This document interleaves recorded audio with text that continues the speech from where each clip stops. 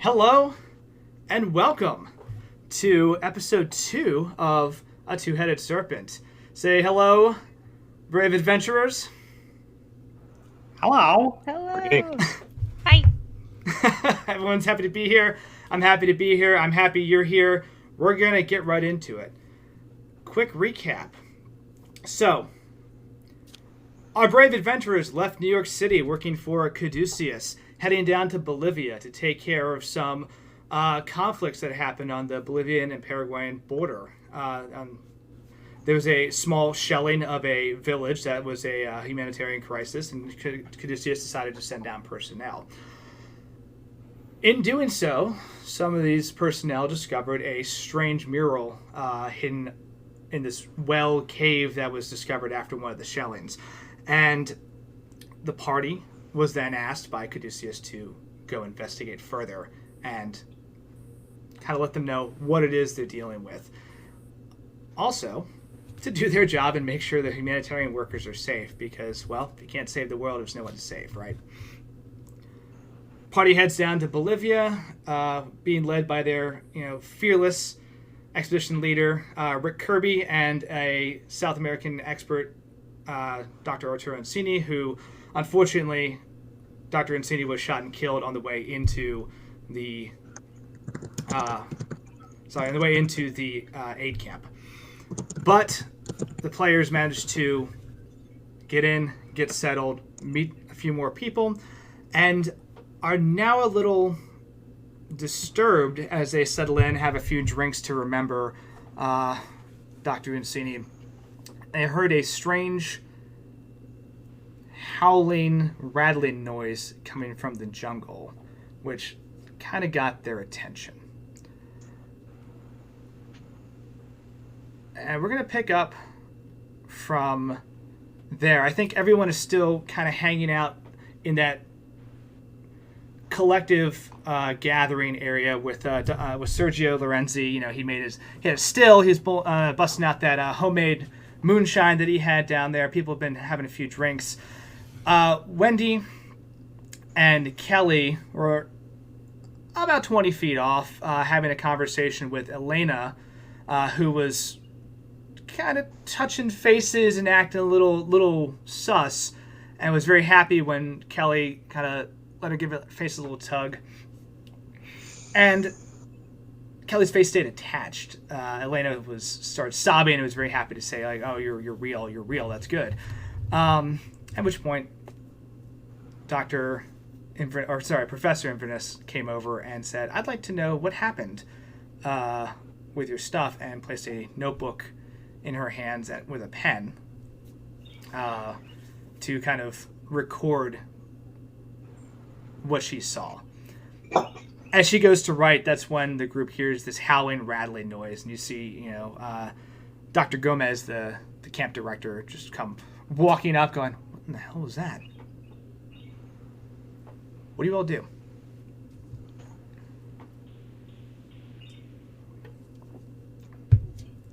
Well, I'm still very much focused on Elena, and I'd like to, make sure that she's writing down what she saw.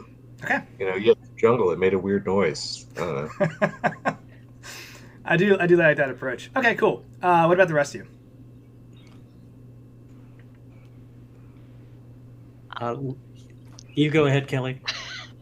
I don't know. I'm probably still a little shaken up from the encounter before, so I'm gonna try and grab a rifle this time and just be prepared. Stay near the rest of everyone else and kind of, I don't know, in protect mode. Okay. Lord Cecil Davenport. He looks at Gomez, right? Yep. He says, Gomez, have you ever heard anything like this before? Are these natural animals? You hear the noise again. It is a wolf howl, right? Like a followed by a hissing rattle near the end. And Gomez just arches an eyebrow at you and is like, "I've never heard that before in my life." Perhaps if you have somebody that knows the jungle around here, I wouldn't mind going out. I was a bit of a hunter myself back in Ireland, if you can believe it. He says. I mean, yeah. Look, I'll ask the soldiers. Maybe one of them will go out with you, right? I mean, they're here to protect the camp, right? So let's do that. He looks at the good doctor, and like sees the writing going on, and he like looks at Kelly instead. He said, "Kelly, would you be willing to go on an adventure with me?" Yeah, let's go. Looks at Kelly and then looks at Wendy. Miles, I'd love to invite you, but I wouldn't want you to get in danger. So Wendy picked up the rifle from the one snake person we downed. So she's got firepower now. And she's kind of like, I can watch Elena and Professor Inverness. That is, she is a little bit confused why Gomez is so calm about this. If he's saying that he's never heard it before, like he's not freaking out, right? He looks a little like. Go ahead and roll psychology. Oh, crap. So Okay. we'll do some rolls. We'll do some rolls. Yeah. All right. So I mean, that's fine. It's just psychology. get these Okay. cool dice. All right. Okay. Well, it's a 14. That's a thing. Oh, No. Sorry, that's what I'm trying. Oh, your to skill's do, a 14, but I yeah. rolled an 89. So no. you notice as you look So that at would be Dr. Gomez is the aid camp director. Despite this being something he could easily just like make a call for, he just goes, "Oh yeah, let's default to the soldiers instead." Right? Why that is, what is prompting him? Whether he just doesn't want to deal with it, or maybe he's out of his league. That's your guess is as good as mine. But he's definitely kind of passing the buck to the people with guns. Right. okay. Well, and Wendy's going to like open up the pack that she's had with her, because we have like in the illusion of this is supposed to be a school trip. She has a New York Public Library, like, flora and fauna of the Amazon book, probably like, contributions from the exhibitions of, or not exhibitions, not the word I'm looking for, expeditions is the word I'm looking for, like Theodore Roosevelt, etc. Rubber, trees, yay. So she's like, I'm good. I'll see if I know anything. And Lord Davenport kind of like winks at her and is a good lass. Make sure these guys are very protected. And then he kind of like shows her the rifle, and he's just like lock, make sure that the bullet's in there, and then and like kind of shows her how to do it. And he says, "Are you left or right-eyed?"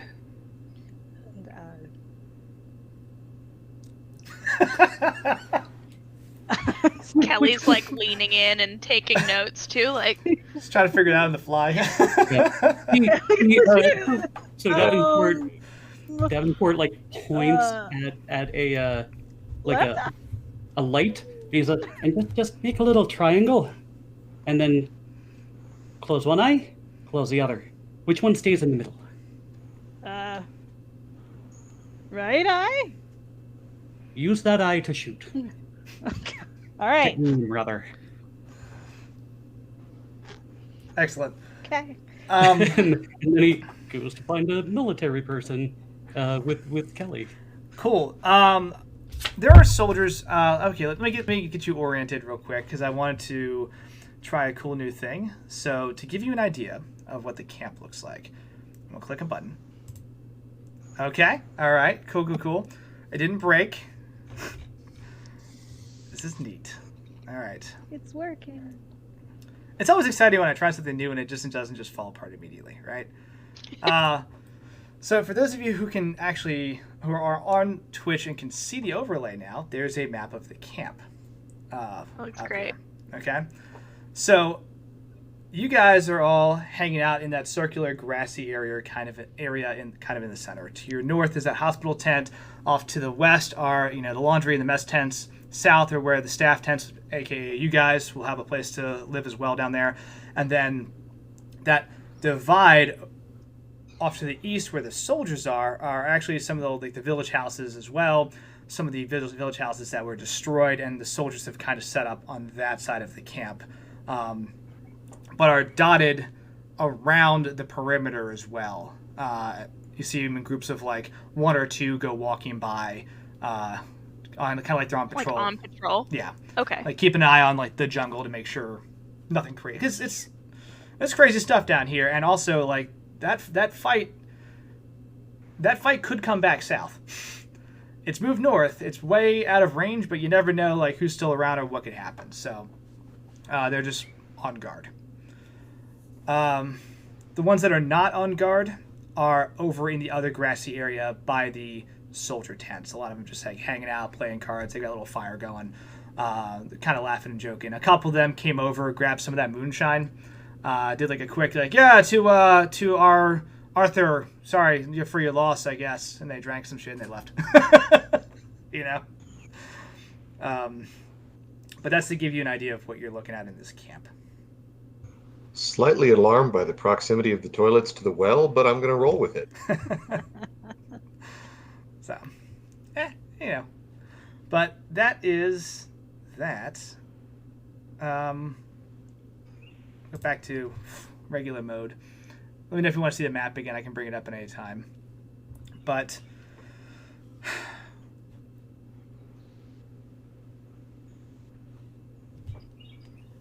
Cecil and Kelly, you walk over to the soldiers. They're kind of around, and they all just like stare at you with these just uninterested eyes, right? They're just like, okay.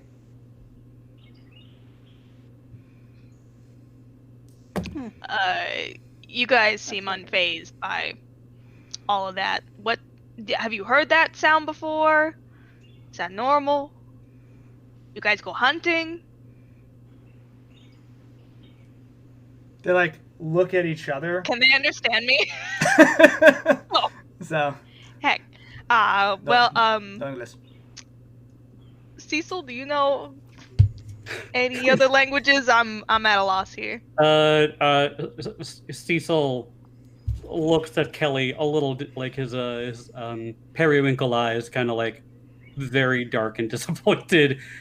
He tries, you know what? He's just like, I may have something. One moment. And then he's like, and then he starts speaking in Latin to the soldier. All right, hold on. Okay. The two soldiers that are sitting there, they got like the cards in their hand. Like one of them is like midway, like about to lay down. It looks like a flush in poker or something. And they just both stare at you, look at each other, talk back and forth real quick, and then go, Angelo! Do you speak English, lad? Angelo! Right? And you see another soldier come walking over with like an actual like army helmet, right? And he's got little stripes on his jacket. And he says, Can I help you?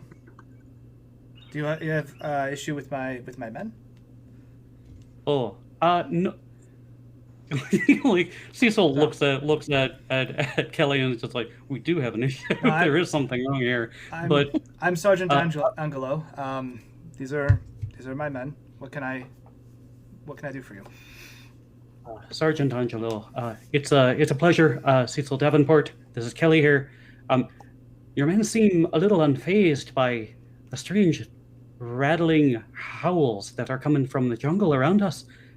We were wondering if we could go with one of you and go and investigate, unless this is a common occurrence.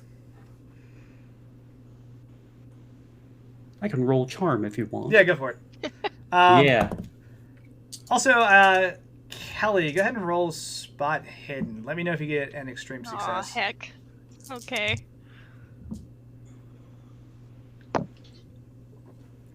What level of success? Just extreme. a regular? Extreme. Yeah.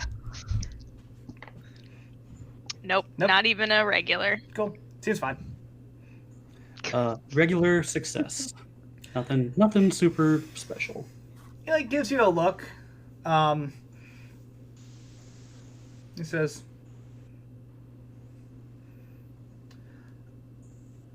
"I will go with you. Oh, thank you. Oh, Thank great. you so much. My men are No one else go? no, it's fine. There are soldiers all around. So, Yeah. the howling noise, is that what you want to look at? We want to make sure that everybody here is safe. It's one of the reasons we were sent down here. Of course they're safe. We're here. But yes, of course. Let's go. I would like to, and this might be not aggressive, but I would like to be like, oh, well, thanks, bud, and like kind of pat him on the back, but try and almost like grab a little bit of his skin. Is it hanging on there? All right, give me 1 second. Like a chummy pal, like, wow, really appreciate it, bud. Slap on the back, but kind of like, Yeah, you thanks. know, when someone like grabs you by the shoulder and kind of pulls you in. That's kind of what I'm trying to do. 100%. Yeah, thanks, bud. Just guys being pals. Go ahead and roll sleight of hand for that. It's trying to be nice and subtle, Ooh, okay. right? What's his name again? Suit. Sergeant Anglo. Heck. Okay. So, and they're all dressed in this very like similar style Bolivian military uniform, right? He's got the stripes on his shoulders. You can tell, like, okay, some leadership insignia. He's wearing like an old school like Great War Army cap, like the little tin bucket kind of cap, right? I failed. You failed. Okay. Of course. You gotta like clap him on the shoulder. He kind of just like brushes you aside. It's like, okay, there's no need for that. Oh, okay. Yeah, all right. I just appreciate what you're doing for us. We're, new here, and I'm not so good with a gun, but I trust you. I trust you. Americans seem to be a very touchy-feely lot. They like but to listen for the sound again. He's like, just ignore it. We might as well get out of here. You do hear it as you listen for about 10, 15 seconds. You hear it again. It's coming from the east, so it's coming from kind of behind the soldier camp further into the jungle. And I see a couple of the soldiers like look up as the howl goes off, and then the sergeant just gives them a look, and they all go back to like playing cards or like eating their food. One of them goes back to like cleaning his rifle, and others like cleaning out his boots. But there's like a pause. They all look at the sergeant, and then everything continues. So, shall we? Yeah, let's get going. Cool. The three of you kind of grab some flashlights. You can head off into the jungle. Not very far, I assume. But as that's kind of happening, off to the other side, we have Wendy and Oliver, right, with Elena, who starts going to town in this book, right? You hand her this pen, and she starts drawing. My question to you, Will, is are you using the ability in that pen right now, or is this going to be something different? That was my intention. Okay. I don't know if she has to consciously activate it, but Nope. It's just anyone can use it basically. If you're going to like gift it to her and like will it to happen, that's fine. okay. I'm going to let you know right now, because I'm glad you make this roll for her. This is a sanity check as she draws this thing out. Her current sanity is 30. Okay. So you get to roll twice, and if you succeed one of those 2 times, you're good. Okay, let's see. Ooh, yeah, that's a 6. That'll work. That will work. So, Thanks, Magic Pen. cool. She starts drawing.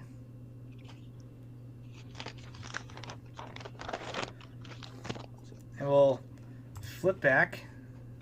I might actually leave this up for some encounter stuff. This is me playing around, so if it's a little choppy and weird, I apologize. This is me kind of playing with a new toy, and we'll get right. So is this like full-on graphomania here, or is she just like really intent on what she's doing? She just starts. She has an image in her mind that she has to convey, right? And as she's drawing this thing out, she does it rather quickly, and then she starts like heavily pressing in with this ink of the pen, right? To reveal this bizarre image afterward, right? As she just like quickly sketches out this odd-looking thing, this soldier, and this weird energy or darkness or something around them. And she actually seems a little more calm as she sketches this thing out, right? Her kind of manic energy seems to be subsiding. Her paranoia and her twitchiness seems to just calm a little bit. Okay. Interesting. Wendy's going to like fold her legs and like sit down on the ground near the cot, but definitely not immediately next to Elena, because the last time we got close to her, she tried to touch me. So I'm gonna like flip through the library book and be checking out what she's drawing. Okay, that's not great. Like, Professor, do you see this? Okay, I mean, I see it. I'm not sure what these figures... One looks pretty lizardy to me.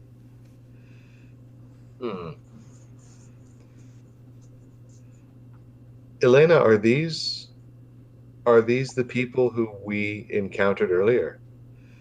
She's like, I don't...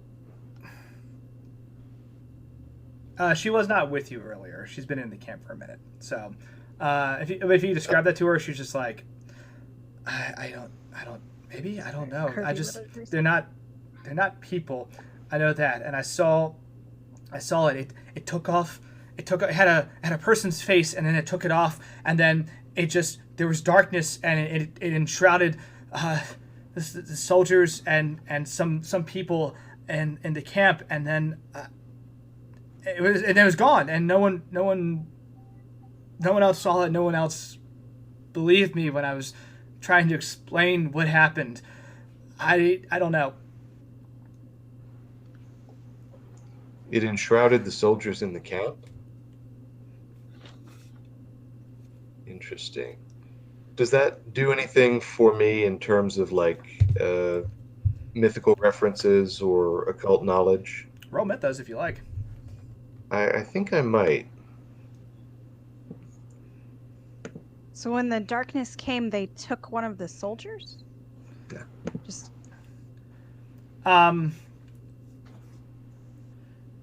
She keeps drawing. There are more soldiers in this drawing, not just the one, right? Okay. So she draws about 5 of them and shows that same darkness kind of like all around. And she says, I don't know. I saw it, and then I thought it saw me, and so I hid. And then So she didn't see like someone be abducted. It was just just a weird serpent-looking person. This odd darkness infecting some soldiers, and then by the time she tried to raise attention, it was all gone. Where did Cecil and Kelly go? They took guns and they're going to go get a soldier so they can hunt some howling things. Howling things? Do you not hear the? And you hear another one in the background. Yeah, suddenly he sort of like registers it again and is like, oh, that doesn't sound. We should warn them. So, Come on, let's go. They're going to the wolf things.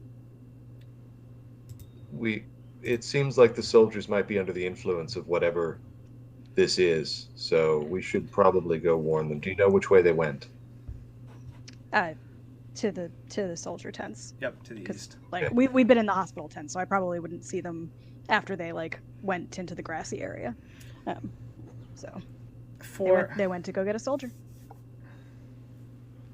So she'll like stand up real quick and put the stuff down, and I'm gonna go see if I can grab 'em. Okay, Elena, thank you. I'm gonna take my pen and the notebook back and say, just stay here. You should be safe, but come find us if we're not back in an hour or so. Nods, just drinks some water, and like you can see she's just visibly way more calm. So, hell yeah. Okay. Yes, I'm going to grab my gun, the stuff from the radio repair kit, and follow Miles back toward the soldiers. Okay. Flash cut back to Cecil and Kelly, kind of heading off into the forest, the jungle, right? Not Which very. way were we heading? I'm Headed- sorry, I think I missed it. Heading east Straight? from the soldiers' East. tent. Yeah. Okay, thanks. You see, like one of the soldiers on patrol, Sergeant Angelo, like just nods to him. He nods back, and you guys keep walking. And pull out some flashlights and start looking around. And the sergeant says, "So you're with Caduceus, yes?" Yeah. I were with Caduceus, and we're here to help. What he said. The light kind of dancing through the thick trees and listening to the ambiance of just nature at night. Says, and how long are you going to stay here? Oh, he looks at he looks at Kelly and he says, "Yeah, you know, we don't have exactly a time schedule, but there's a couple of things that we need to do. Like we came in, obviously, we brought you supplies. We're going to be helping out Caduceus and the medical group. We hear you have a very interesting well here as well, but maybe no more than a few weeks, I suppose. If that's all right with you, of course." A few weeks? That's a long time. I'm happy, of course, to have you. Go ahead and make another spot hidden as you are all moving through the jungle. Oh boy. I'm fucking just not rolling well. No, I failed. Just like I have the natural 25 that everybody kind of gets, and I have just one below. That'll do it. Four. Go ahead and mark that as a success. As you're walking, you hear another one of those howls close by, and the sergeant like kind of throws up an arm to like stop the two of you, and reaches for his rifle, and he says,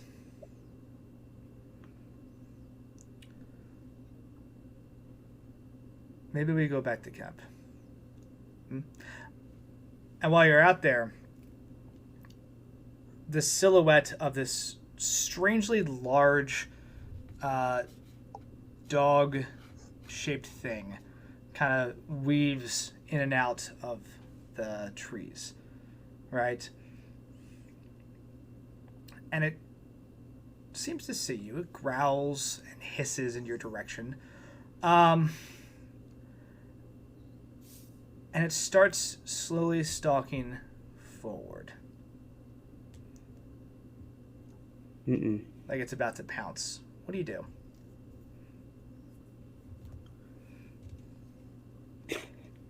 I'm gonna train my rifle on it and try and shoot it. Okay. Cecil? I will do the same. Please and thank you. I'm not good at this. Yeah. Cecil might just be like, he's like, just aim for its face like it's a punch, but it's a gun instead. Fire! Love it. It's the best advice I've ever heard. As not to like hit the sergeant, but Yeah, I will definitely be standing in front of, if not next to the sergeant or anyone around me, so I'm not firing through. Okay. Go Friendlies. Oh no. What'd you roll? Doubles are like an ultra fail, right? Am I thinking of a different system? Different system. Okay. I fail. Okay. Yeah, a shot just kind of rings out into the darkness, right? What about Cecil? Yes, I will also fire my rifle. Not bad, but not hard success. Regular ass success. Okay. Here's what you see. This weird dog monstrosity, like I said, kind of lurks a little closer, gets ready to pounce. The first gunshot goes off from Kelly. It jumps, right? It jumps directly towards the three of you. The sergeant makes like just a weird like, kind of noise at it. Like it's just a big old cat. Like He's just a trying hissing noise? Like scram? Yeah, like stop! Get out of here! But just goes, at this thing. He's talking to it. Is it a regular sound? Eh. Or is it literally, come here, cat? Oh, just literally, as he's shooting it away, right? It seems to stall when hearing that, and then Cecil shoots it, and it hits it in the side, and it hits the ground, wiggles a little bit, rolls, and then heads back into the tree line and looks like it's about to come around again, right? And the sergeant says, "We should definitely go." We should go. The last thing, as you start moving back through let's face it, pretty terrible beams of flashlight light that are just flickering around this whole area. Kelly, you set your light on this thing as it starts moving through the trees again. It goes to jump. And in mid-air, stops. Just leaps, freezes. Floating? And is pulled backwards suddenly by something else. It's like almost the vines of the forest reached up and grabbed this thing and ripped it. And it just disappears into the shadow, and you hear just an odd yelping noise and a crunch. The sergeant turns around and runs. I'm following. I'm running. Yeah, Cecil's very close behind. Just cursing. Shit. I think as Wendy and Oliver are kind of having that same conversation with the soldiers, right? They're like, "Agalo!" He goes running through the fucking trees. Sorry, just smashing through the three, with the three of you, the two of you in tow. Just looking sweaty, out of breath. You heard the gunshots go off in the jungle close by, and you're all kind of reconvened in the soldier area. Yeah. When shots went off, Wendy will have ducked behind whatever surface they're playing the cards on, and I've got the gun up, but I'm not still not quite certain what I'm gonna do with it. If I might hit somebody with this, or I might try and shoot. I'm not sure. The sergeant, but I'm down. The sergeant points. So like as Sorry, go ahead. Angelo is running in, Wendy's like, yeah. He points at 5 of the soldiers, and it's just like he starts speaking Spanish. And it's like, and points back at the jungle, and they just get up, grab their stuff, and they start shuffling off into the jungle. Sergeant, leaving? no disrespect, but is that the wisest thing to do?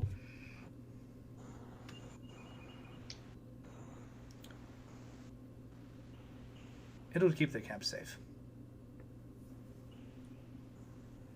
You do keep saying that, don't you? Wendy, Oliver, are you all right? Yes, Cecil, look at this. Maybe. Holding up the drawing. What do you make of it? What's going on with their heads? Looks like some movie monster. This is what Elena put down to paper for us. Cecil pales. To describe what?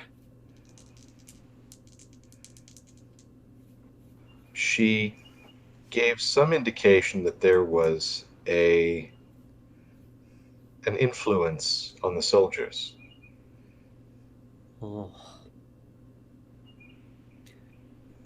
Maybe it's best that we retire to a different place. That is incredibly concerning. I'd like. Go. Can I see that photo?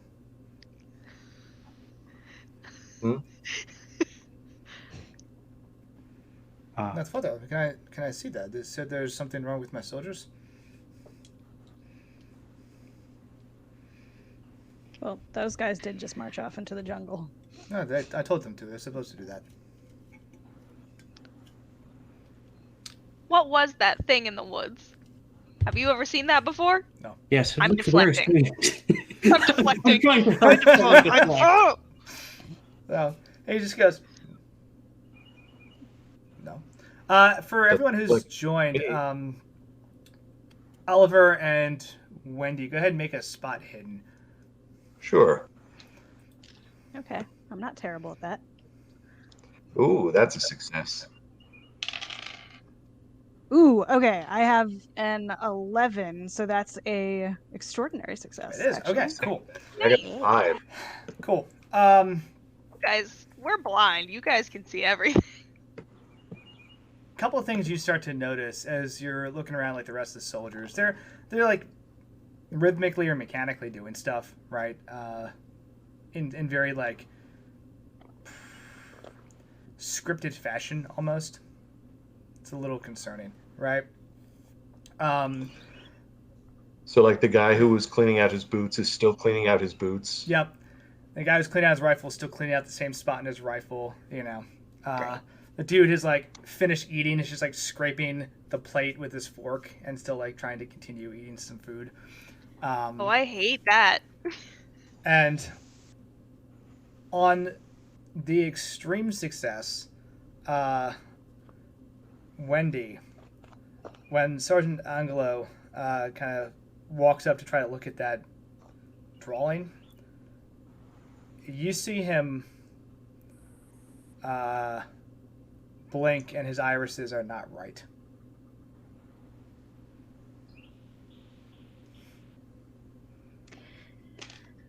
Wendy's going to like stand up real quick and get between him and the notebook and like flip it to the back of the page. Or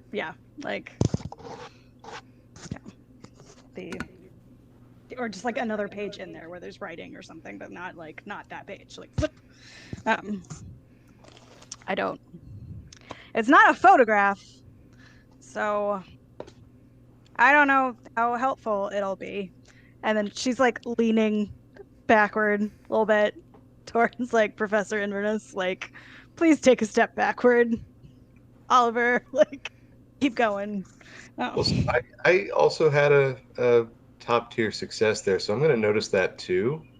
Oh, yours was an extreme success? Yeah, Oh, I rolled a 5 on that, so yeah. You see that as well. Yeah. So I'm actually going to take the opposite tack. I'm going to step in real close to him. Gives you a look. Nope. Now kiss. I ship it. You still get turned. All right. Anyway. Yeah. He just looks at you with these just unblinking eyes. He goes, "Yes." What do you know of the Dreamer, Sergeant?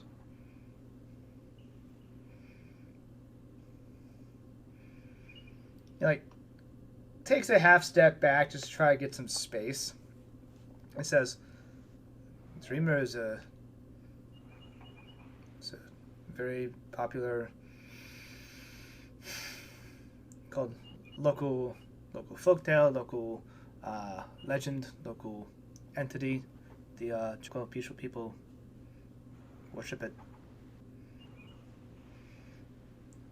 How do you know about the Dreamer? I'm not from here. He's going to lean in real close. Why do you think we're here?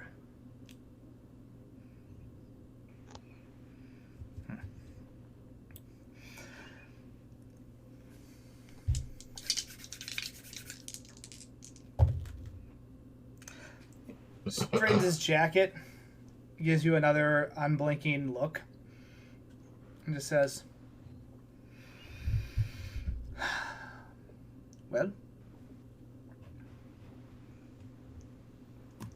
good luck with that. I have duties to attend to."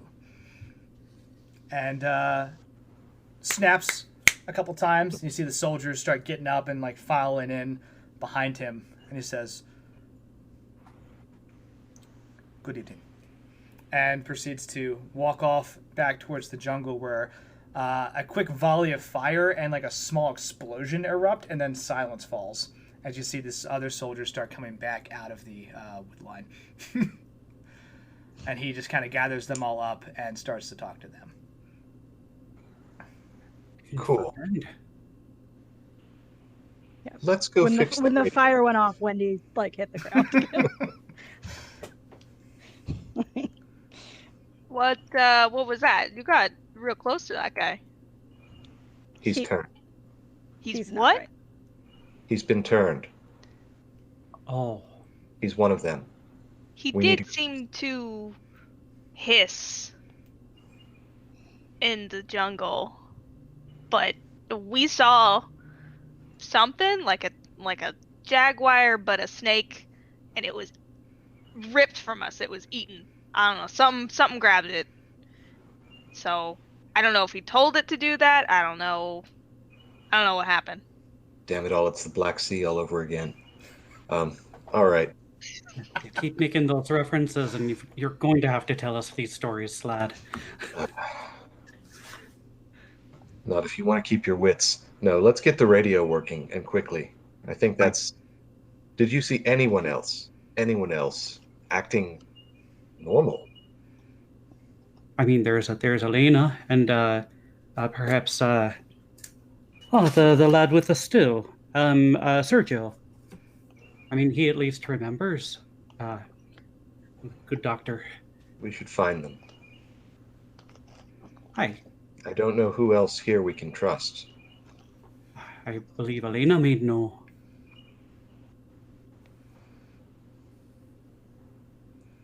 If she is doing any better.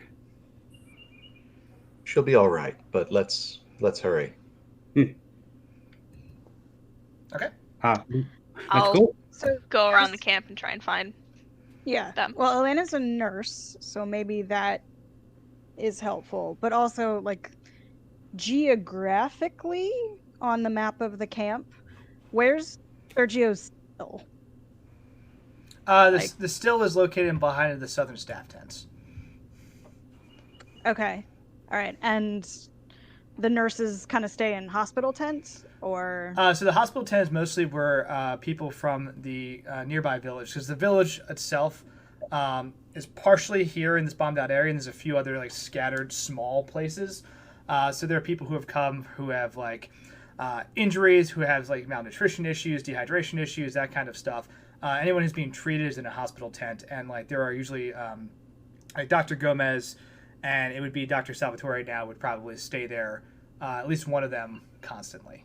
and then everyone else would Okay. stay in the staff tents, and Okay, kind of go over to alright, work so, when like- they needed to. And Sergio sleeps in the staff tents or sleeps in the soldier tents? He sleeps in the staff tents. He's just Okay. he's a Caduceus humanitarian rep. Yeah. So maybe we don't talk to soldiers again. Maybe we stick with the staff people. Yeah, they I mean, didn't seem to understand. Well, I mean, of course, they're not going to understand us, but they didn't seem to have any urgency. Every time they heard the noise, they would look at the sergeant instead. The soldiers. The So soldiers. if we talk to the nurses and the people that are further away from the jungle, maybe we'll have more success. And this was a village, right? I'm seeing some destroyed houses. Are there any legit villagers still here? We should ask one of the porters. Oh yeah. Cool. Okay. It would be so helpful if one of us spoke Spanish. Sorry. I got Latin. This bothers player me also. So, Right. It is. Yeah. It Player is. Will is super thrilled that he took Arabic as his second language, because it made total sense for the backstory. Oh well. It was more helpful than my Latin. If he makes Which is fun because like Latin, I was like that might maybe have some like at least like that word sounds close. if it makes you feel better, the other languages will come in handy later. Later. Just not The now. Irish does. So it'll work. We'll find a way to get it in there. Yep. Elaborate sign language. Okay. So you have the option to go to the so- radio tent. You have the option to go to the staff tents where some of the porters are staying. Like I said, there's Sergio. There's a bunch of other nurses and engineers. There are people who in the A camp. About 30 people in total are from Caduceus humanitarian works. Right. So I'm giving you like the broad strokes on who's around. So like Dr. Gomez is that director, and I Salvatore is like the new incoming doctor who's going to be able to help out. Sergio is kind of like the head nurse who's able to help out with stuff. Elena is also a nurse, and then there's just other people. Oh, sorry, Rick Kirby's also out there as well, your expedition leader, but he's planning to head back in the morning. He was the guy who was like, "We got to get the hell out of here. We can't stay here." Yeah. So. All right. Well. Where do you go? Also, time check. It's around 1 a.m. So it's been dark. You guys have had a couple drinks. People are probably tired, but no one's so exhausted they have to start making like willpower or constitution saves to be up, right? It's just going to be a crappy morning if you keep pushing. Let's split up, go to bed. Just Kidding. all sleep in separate locations. What could go wrong? What could go wrong? No, I want to go try and fix the radio. Okay. Sounds Follow. good. Or no, I'm looking for people. I'm gonna weep through the camp and see if we can't find Sergio and. I'm forgetting Wendy the is going to help with the radio because I have mechanical stuff. So yes, that. Great. All right. I'll go with Kelly. We're making a pretty good team. So we are. Brawn and other stuff. Well, we have to split up for plot reasons. People that are good people that are not good with okay. All right. To the radio. So we have Oliver and Wendy going to the radio, right? Mhm. Okay. So you head to the radio tent. It's for anyone who's in the Great War. It is a large, long-range radio. Tons of knobs, dials, buttons, wires. This thing is pretty massive. The tent effectively covers just most of this area. There's enough room for two people to sit at a table and monitor this thing. The wires run outside to a large tree that's like in the middle of this camp, where the radio antenna and wires have been run up through this tree and kind of are at the top. All right. There's just, as you go in, there's nobody in the radio tent. Yeah. All right, Miles, let's get to it. So we're Okay. gonna start poking and prodding the radio and seeing if we can elicit some sort of signal. Cool. Do either one of you have electronic repair? I have mechanical repair. Ah, that is close. I So do not have electronics for- repair. Okay. for flavor / potentially more success then. So like Wendy's not going to be looking at like where the wires, etc. are going to go. We're going to be looking at like whether all of the knobs are attached accurately and like whether the casing needs to be like fucked with, Oh. etc. Not the wiring. I'll make this really easy. Go ahead, both of you roll intelligence, right? No. Okay. Because you were sent down with pieces. You were sent down with incredibly detailed instructions from Shekels. Like pages and pages and pages of instructions that like probably could have been half of a paragraph. Normal success. Okay. Hard success. That's right. I have 65 intelligence. I rolled a 64. That'll do it. You're able to break down and kind of figure out, okay, yeah, this is where this needs to go. These fuses need to come out. These plugs need to come in. Strip these wires. Put these new ones. Okay. It seems to work. You do a test. You flip it on. You have power. You have signal. Oh, sorry. You have power. Kind of click the mic and you're like, okay, this seems to be working. You have an extra antenna. The one at the top of the tree needs to be replaced.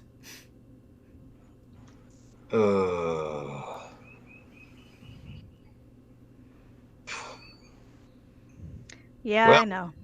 I'll yeah. climb. Yeah. No, rock, paper, scissors. Remind me again what your dexterity is, Professor Inverness. 25? Yeah. That's a climb skill. And you'll climb. Yeah. Cool. Yeah. All right. I'm too old So- for this, Wendy. I'm She's gonna like stick the antenna like down the back of her jacket. Like, okay. All right. So we're gonna climb the tree. All right, go ahead, roll climb. Right. Okay. No, that's a fail. Neat.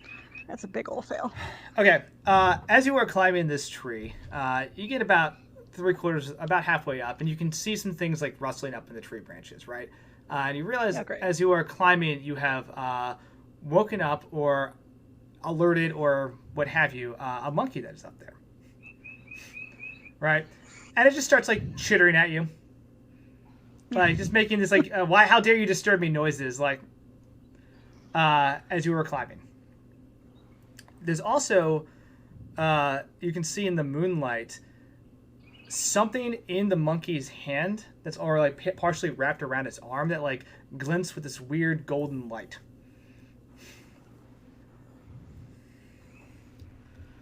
And then I need you to throw a... We only have the one antenna?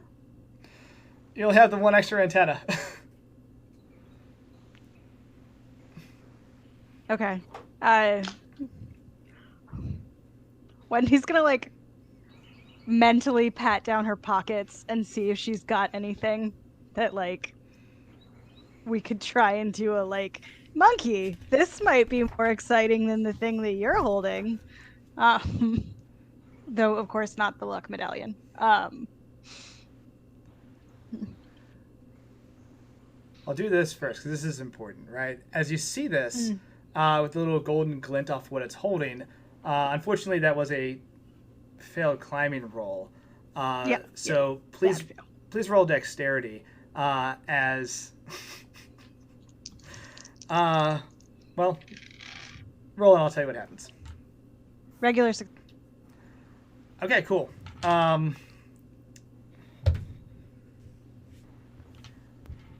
you take.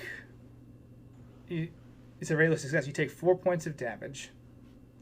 As the monkey chitters at you, climbs around a bit, and then the top of the tree explodes in fire. And you were just charred. Oh yeah, no, it's this is one of my favorite things. It's so good. So the tree just explodes in like a fireball. And like Oliver, as you're sitting down there, you just see like chitter chitter glint of something. Wendy, are you okay? You hold on. That dexterity that wasn't a fail, so you're still hanging on.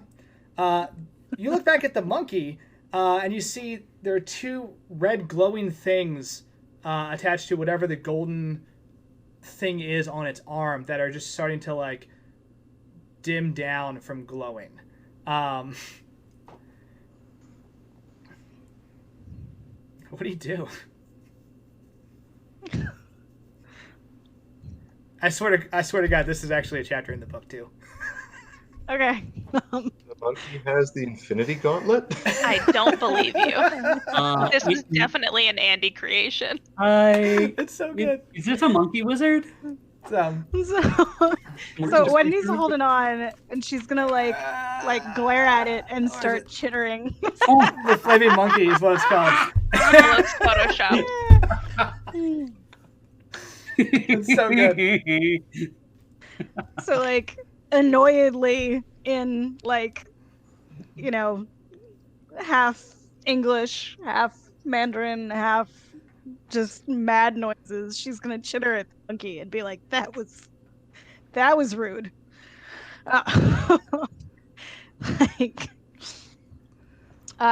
So if the hissing noises worked with oh no, that one. So yeah, she's gonna chitter at it.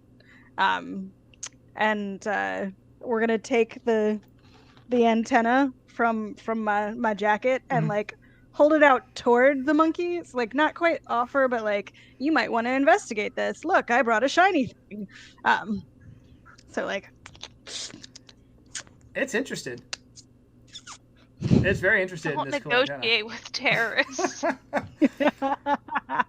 Go ahead, roll charm persuade. Right? Yeah, seems right. Fast talk. I mean, there's no animal handling skills, so we're just kind of like we're just kind of making something up as we go. We're gonna try chalk it. Because there's like no way in heck that I can use fast talk for this. Right? I was gonna say, like, fast talk makes more sense. You can use fast talk. I'm into it.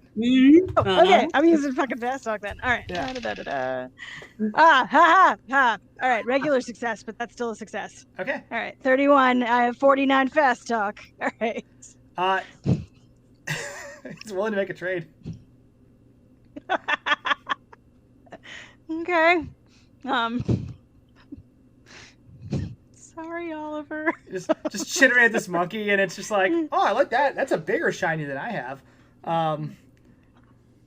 I recognize the absurdity of the situation. It's Pulp, damn it. Anyway.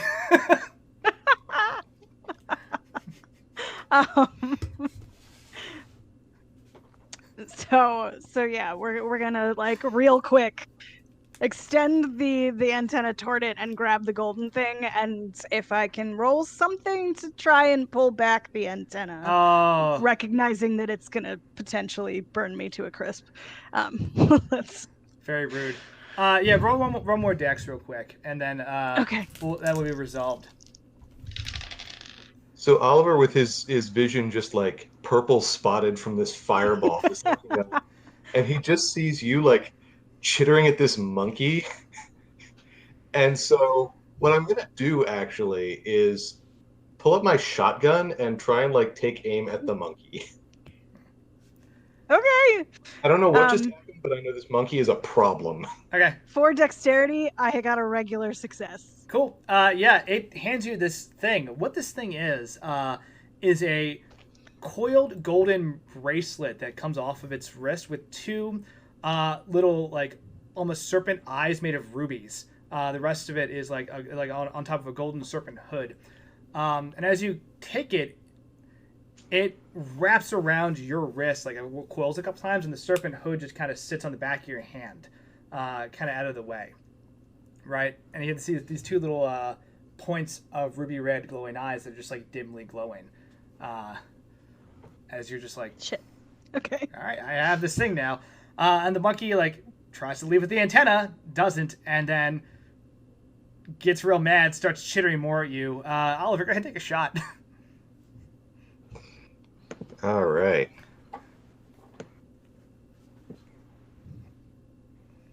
I'm so nervous. Blue dice roller.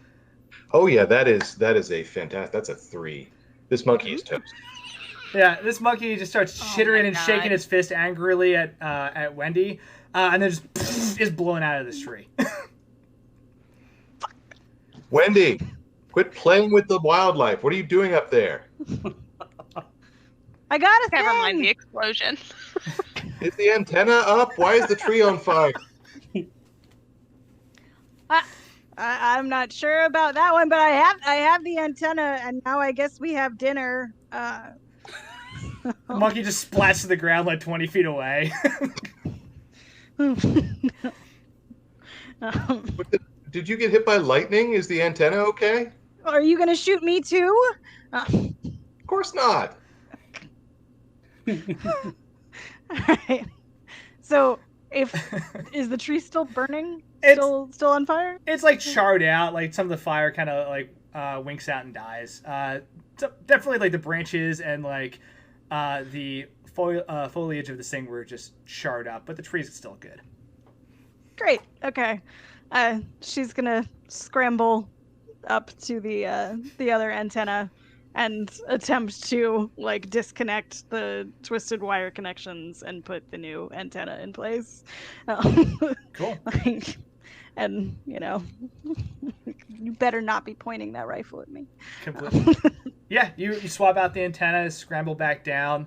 We'll flip over to Cecil and Kelly, but yeah, that was one of my favorite things in this chapter. We're way too happy there's about an that. insanely. Someone took a lot of time to really craft a very bizarre and intricate arc to make this thing make sense. It is very good. Oh, So there's more. what? There's more. There's a web of connection. So there's a whole army of just these crazy monkeys with like flame shooters. I can't wait to see what Wendy does with that thing. It's gonna be cool. Damaging my calm.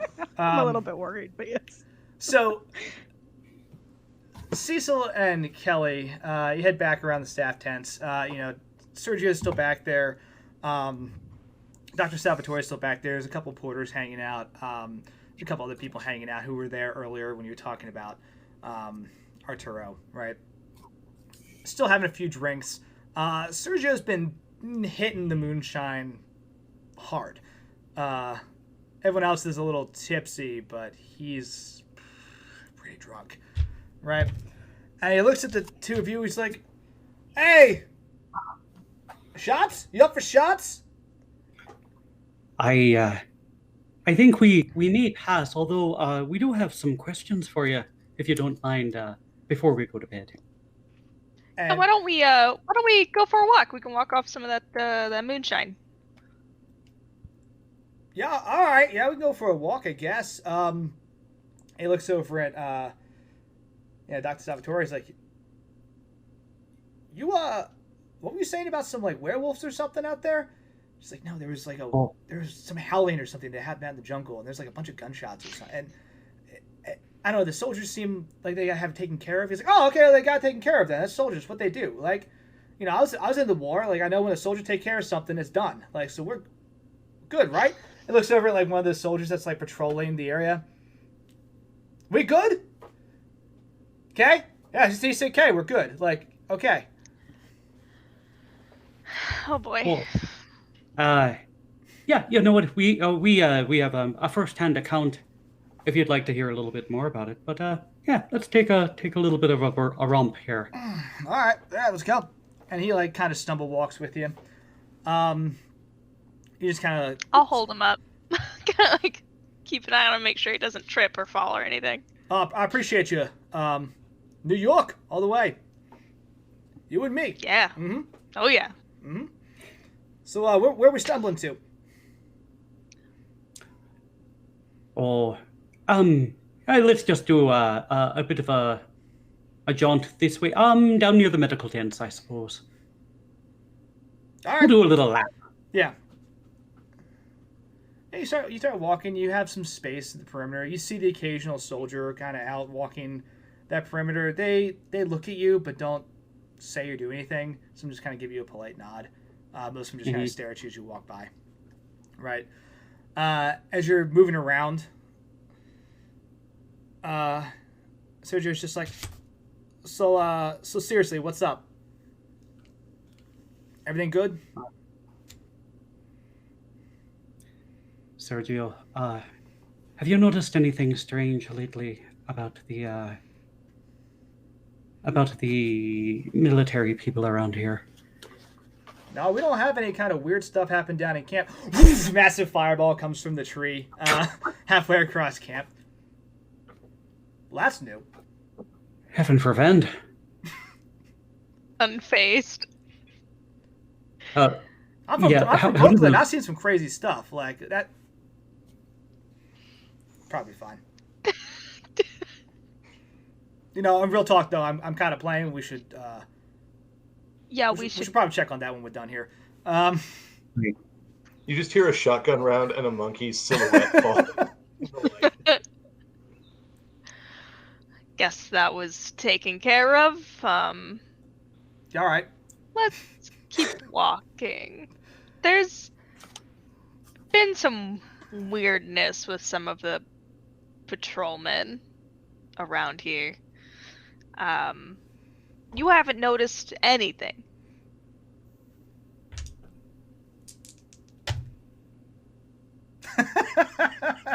No, it's been. I just look. You went on my schedule the last couple weeks. I get up, I go over to a hospital tent, I treat whoever comes in with whatever issues they got, and believe me, like this place, it got hit pretty hard. Like first couple days was real bad. Now it's just people, who, they're getting sick, they need food, and they need water, and that's a lot easier to handle. A lot less bullet wounds, a lot less, well, bad stuff, right? So, that's been me 18 hours a day back and forth. I think this is the first time in about 3 weeks I've just cut loose. So I haven't seen anything outside of my bunk in that hospital tent. Makes sense. My father always said, a man on a mission, a man who does his job, the outside world shouldn't bother him at all. Seems you are living that life, lad. I mean, we appreciate you working so hard. We all got jobs to do down here. Like, real talk. I'm here to help the doctors, right? The soldiers are here to keep the camp safe. We haven't. Yeah, some weird stuff that happens down here. Like when we're in the jungle in Bolivia, like all sorts of crazy stuff happens down here. But nothing comes into the camp. No one's getting hurt. Fireball's a little weird. I'll give you that. But nothing like that's been happening for the past couple of weeks. Have you ever noticed anything about the soldiers specifically when you do see them? Medically speaking, perhaps they're not reacting quite as they should to some dangerous situations, just as we nearly jumped out of our britches there with that grenade or something in the tree. He rubs his face as you're passing by the toilets and the showers, goes over and splashes his water on his face and is trying to compose himself again. I was like, all right, we're gonna get kind of serious. All right, look, I talked to a couple of the soldiers. All right, medically speaking, they seem fine. They should probably shower more. That hygiene's, we have a shower tent. They don't. That is important. They don't seem to use it. Hygiene's real important down here.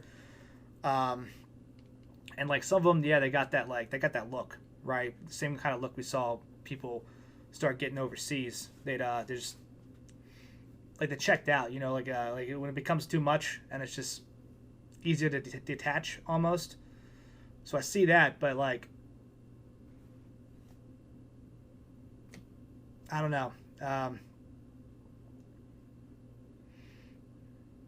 But nothing out of the ordinary. You can trust us. He's from New York, and well, I'm a folklorist. You can trust us.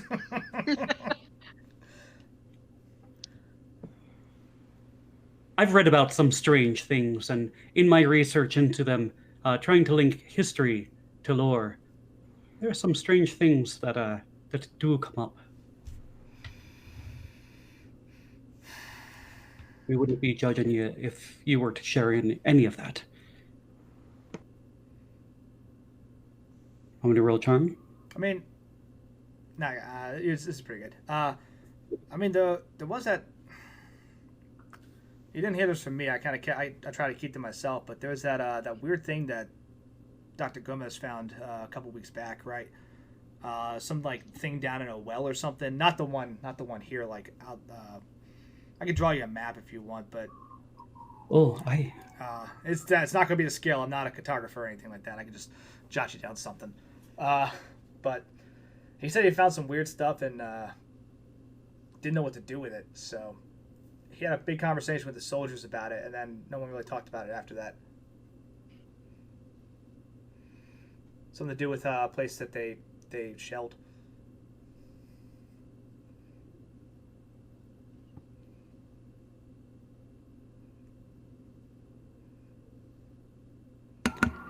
Forgive me, I have some sirens in the background here. Oh, I can talk then. What kind of thing? Like a creature? Like a... No, they say like it was like cave paintings or something.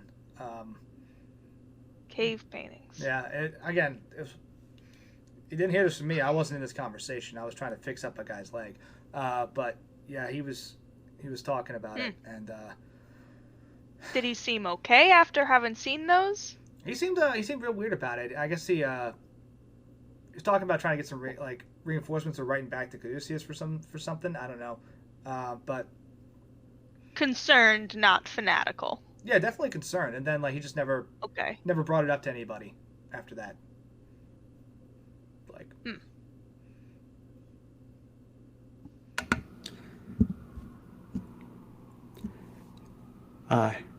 If I were to ask you a little bit about Elena, we may have spoken about her very briefly, but I know that the stress of being here has been a little hard on her.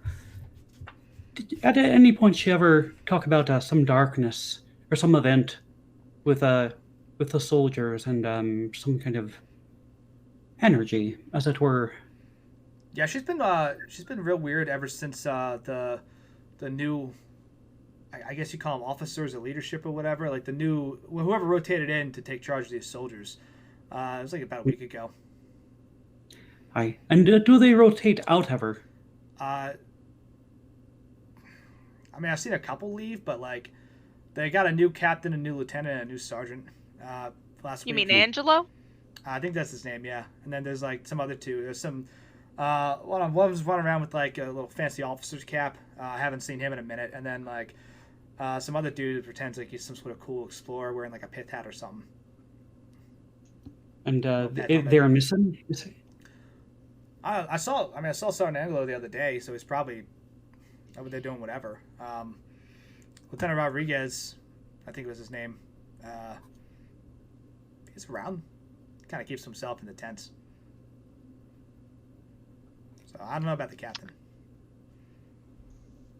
I think I'm getting those ranks right. I don't really know like Bolivian army rank structure. I'm just guessing based on like the chevrons and the little marks on their arms, you know, the jackets. We appreciate that. We appreciate you sharing all that with us. This is yeah, I don't know if she had like a bad interaction with one of them, but like she's talking about that darkness bit for a while, and it's like, I get it. You know, I want to help you out, but also like we got a lot of problems down here. So we gotta either figure out if you can stay or you can go. And quite frankly, I've been talking to Dr. Gomez to get Elena out of here, like back home, so you can take a couple days off, get right, and maybe figure out if she wants to come back or not. But Yeah. He doesn't seem very concerned about it, so he's in charge. His camp.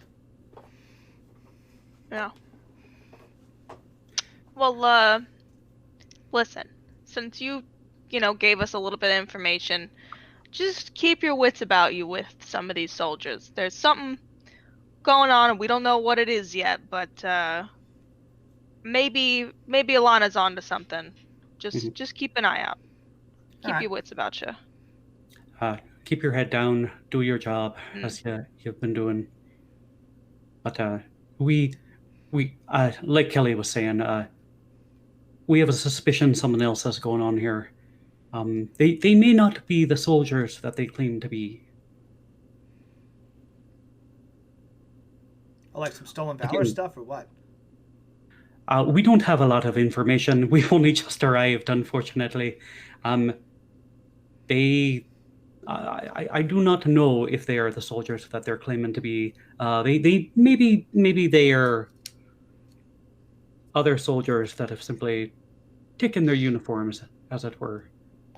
You think like the Paraguayans are here? They're gonna like try and do an attack on the camp? I do not know, but they seem a little unconcerned about some of the dangers that are going on here. All right, yeah, I'll keep an eye on that for sure. Damn, that's pretty intense. Wait, have you seen Elena any recently? Oh yeah, she was at the thing tonight. She was out there. I tried to give her a drink, and she was like, "No, let me touch your face." And I was like, "Please stop doing that." I mean, after the howling and stuff, did you see where she went at all? No, she went somewhere with that. What's that new professor guy, Oliver, right? Okay. Yeah, she went somewhere with him. Okay. Well, I don't. Well, we might be taking a leave of absence from the camp. We might be going somewhere else. If you'd be interested in coming with us, we'd be happy to have you. But don't tell anyone else that's what we're doing, because we're trying to keep our ducks in a row. Gotcha. Thanks, Thank bud. you so much. And we wouldn't mind that map. Cartographer or Yes. not? Yeah, he'll draw you. Let's see. I can do my cool little thing. Bloop. So.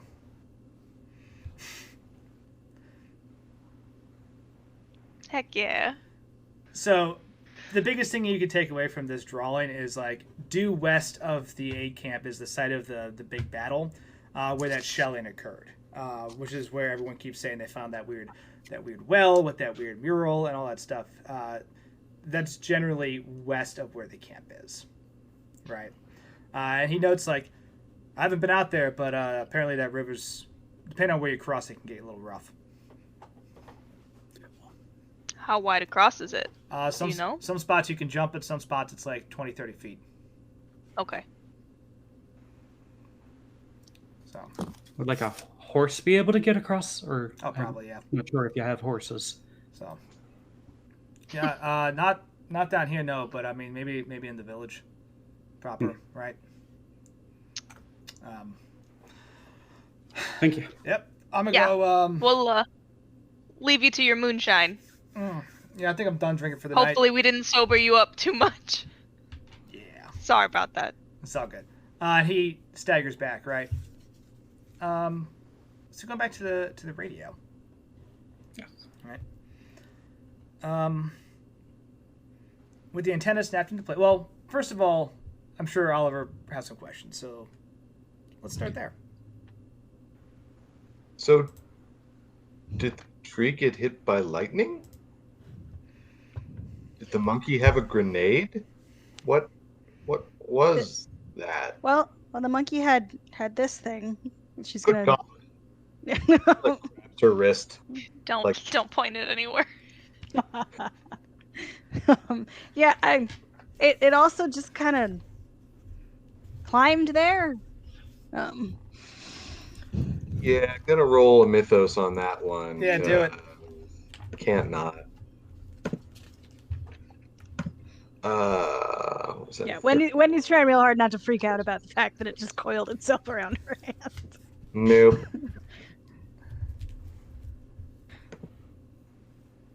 Yeah, 31 doesn't get me anything. All right. Huh. Go ahead, because I want you guys to use this, so this is kind of cool.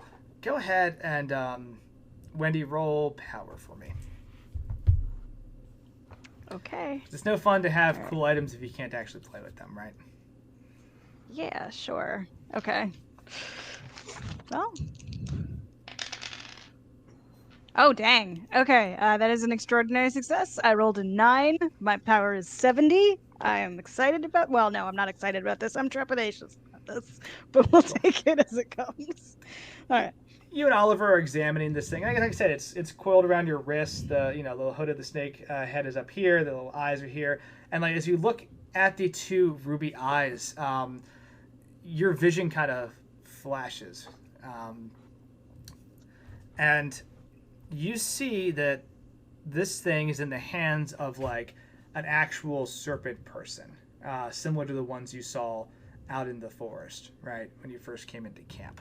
It's wrapped around their hand, and they're using it to just produce these massive, just bolts of fire, basically. It flashes, your vision flashes to another place where you can see very pristine, very high-tech stuff that like doesn't even make sense to you in terms of the level of technology. It'd be like the equivalent of looking at like HD computer screens, maybe, right? Or just projections or holograms of things. Like this stuff that does not exist in the 30s, right? You look around and you see all these things. On a wall is just a line of these similar looking snake guns, if you will, right? And the snake around your wrist kind of pulsates a little bit. Like it kind of like squeezes your arm, and you can feel the buildup of power in there. Like it's ready to like it wants to be used, right? And you would just have to exert willpower to channel this thing. So what it does is for 1 magic point, you can fire it. It fires off your handgun skill. Crap. Okay. It does 1d10 damage. The downside is you have to roll at disadvantage when you fire this thing for now. 'Cause it's not designed for, well, you. All right. And if you super fail, it's probably fine. I turn into a monkey. But Okay. yeah, that's what you and Oliver are able to kind of like piece together from this thing between like Oliver's examination, and your weird vision. You take no sanity loss from your extreme power success. Okay.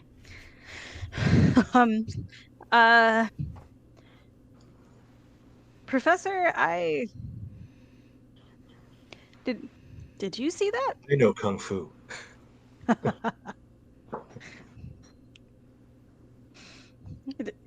See anything? No. You just standing here. I think I can explode things. Interesting. Please don't. I think we've had enough explosions for one evening. Yeah, she, like as she like gives the thumbs up with the hand that has the bracelet on, she's gonna like stop and then like bring up the other hand and do it with that one instead. Like, all right, okay. So let's see if we have a working radio, shall we? Yeah, I got the antenna up. You know, like singed maybe, but it's up. Yeah, and I'll sort of like reach out and brush some like charred foliage off of you. Just soot poofs up. Yeah, radio is up and running. Okay. Yay. Let's send a message to Caduceus HQ. Since it's nighttime, that actually should work better. So we'll give them the DL on what's going on here with the Dreamer and the Serpents and the Paraguayan Bolivian war that maybe is something else. Cool. Going to. There we go. Yep. Back to it. And yeah, you get on the radio. You send out a couple like, "Hey, is anybody there?" Yeah, there's a couple radio codes jotted down on a notepad nearby, so you can identify like the camp, radio signal, all that stuff. And after about 15 minutes, you hear a familiar voice on the other side just go, "Yeah, this is Shekels. Hey, you got the radio up and running, right? Can you hear me? Checking in. Check 1 2 1 Loud, 2. clear. Oh, all right. Good. Yeah, awesome. Hey, Quentin, they got the radio up. Yeah. Good to hear a friendly voice. Sorry to call you so late. No, I mean we knew you guys were down there. We're around, right? So we figured you'd have this thing up either tonight or tomorrow. How's it going? Very bad. Very bad. All right, hold on. Quick. Yes. It's Quentin. So you said something bad happened. What's going on down there? The soldiers in the camp are compromised. Also, there are monkeys that blow up trees. And there was a monkey that blew up a tree. But I think that was odd. We'll talk about that later. What? Over. It seems significant. What? What's wrong with the soldiers down there? We believe they may be under the influence of the Dreamer. Over.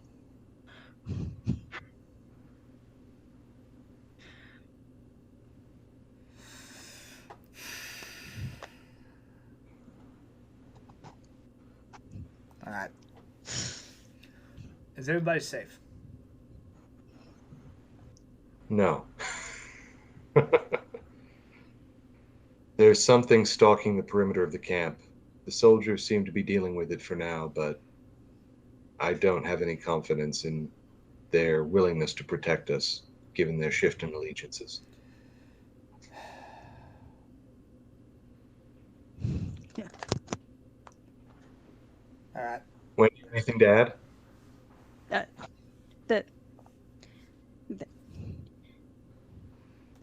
There, you could call them reptilian in demeanor. It's like a, Oh, yes. That was peculiar. Snake people. Over. It kind of buried the lead there. All right. There's a long pause, and you can kind of hear like the microphone get covered, and Quentin and Shekels are talking in the background, and then Quentin just goes, "All right. So we're doing a little bit of research, right? Remember our friends that helped us out? Back up. Do you remember some of the complications that happened with Warehouse 17 and the acquisition of that box of stars? Yes, Well, very Does well. what on the mind? we managed to get somebody out there to talk to the foreman after said incident.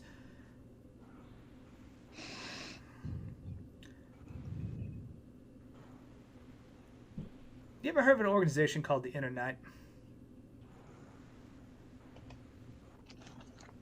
Have I heard of? You can roll Mythos if you like, but The inner night. Inner Night. Nope. Nope. All right. So with something that just literally just came to our attention, probably day after you left, right?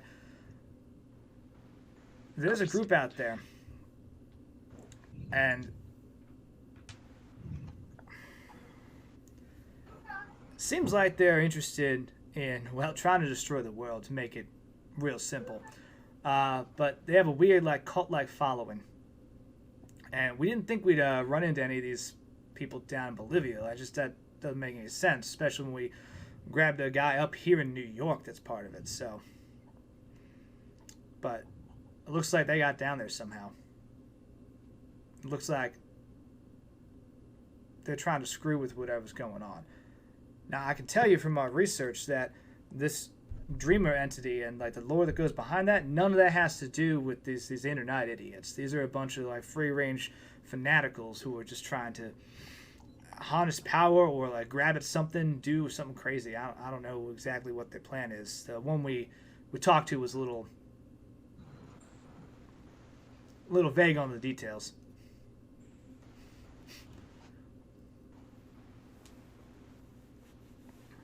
Quentin, Andrew, I don't think you're quite getting it. There are snake people wearing the soldiers' skins. What part of fanatical cult is was unclear. Like, look, I want to help. I want to help. I do want to help make this better.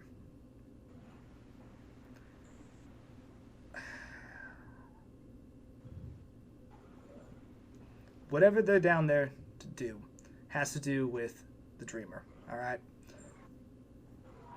They want to steal energy. They want to enslave it. They want to make it their friend. I don't know, but they want to get a hold of it. So as messed up as the situation is, we gotta get to it. Gotta get to it first. Gotta figure out what's actually going on down in Bolivia. We can send reinforcements, right? We can send some people your way. That's not a problem. We can get on that right now. But until they get there, it's you guys.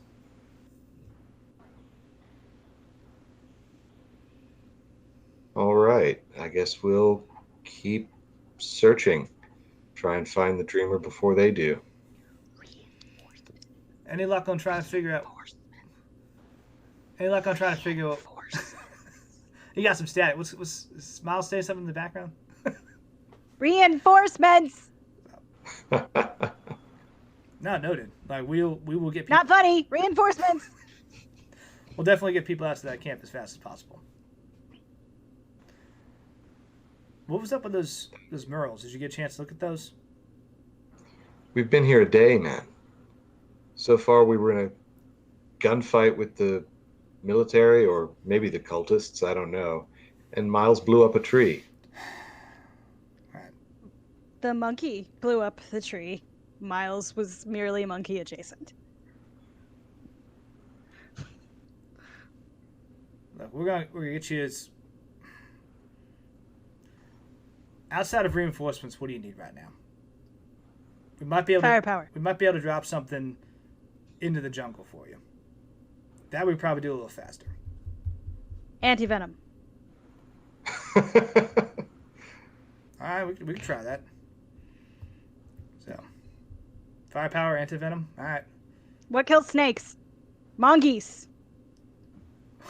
Drop a box full of mongoose. Human-sized mongoose. Thank you. The invasive, Get on that. invasive species problem in Bolivia all began here. Radio starts to crackle, and he says, all right, look. Reinforcements are on their way. We'll drop some supplies, get you some more firepower, all right? Thank you. Until then, stay safe, figure out what's going on, and go find that mural, because if that's what they're looking for, if they're following that to some crazy end, like, you gotta get to it first. All right, we should get some sleep. All right. Hey, Shekels, you're gonna have to stay on the radio. So just be prepared. All right. Let me know if something happens. Call us if you need us. We're here 24 hours.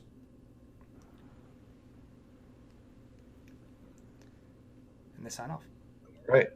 All right. So yeah, they are gonna airdrop some stuff in and try to help you out that way. Right. And reinforcements will take as long as they take to get there, which is unfortunate, but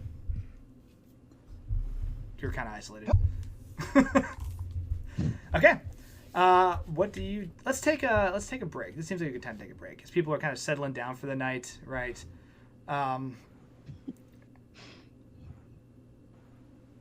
Let's take 5, and Okay. we'll be back. There we go. Thank you, Father. And we're back.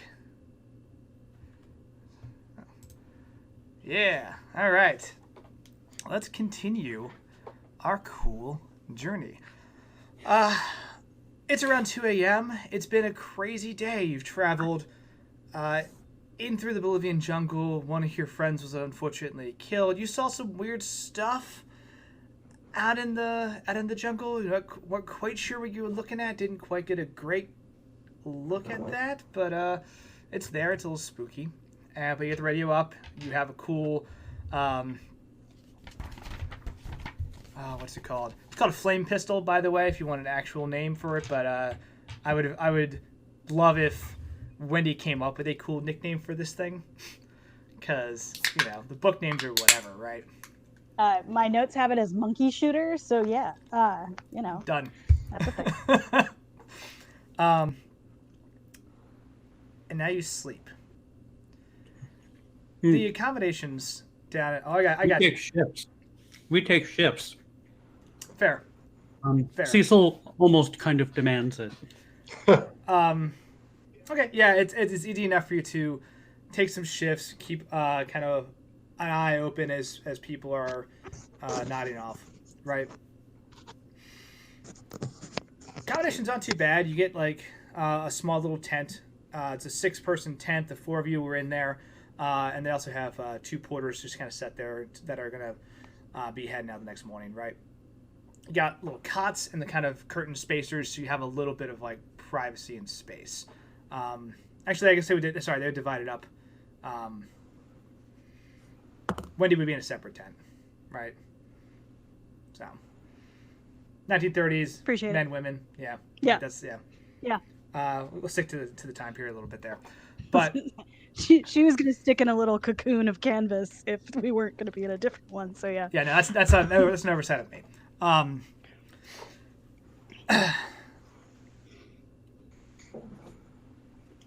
Cecil, roll power. Oh no. I always forget about this. You're looking to get an 85 or lower. Got it. Because it's going down by 5 every night? Yep. Every significant night. Yes. So, I did. That was a 28. Okay.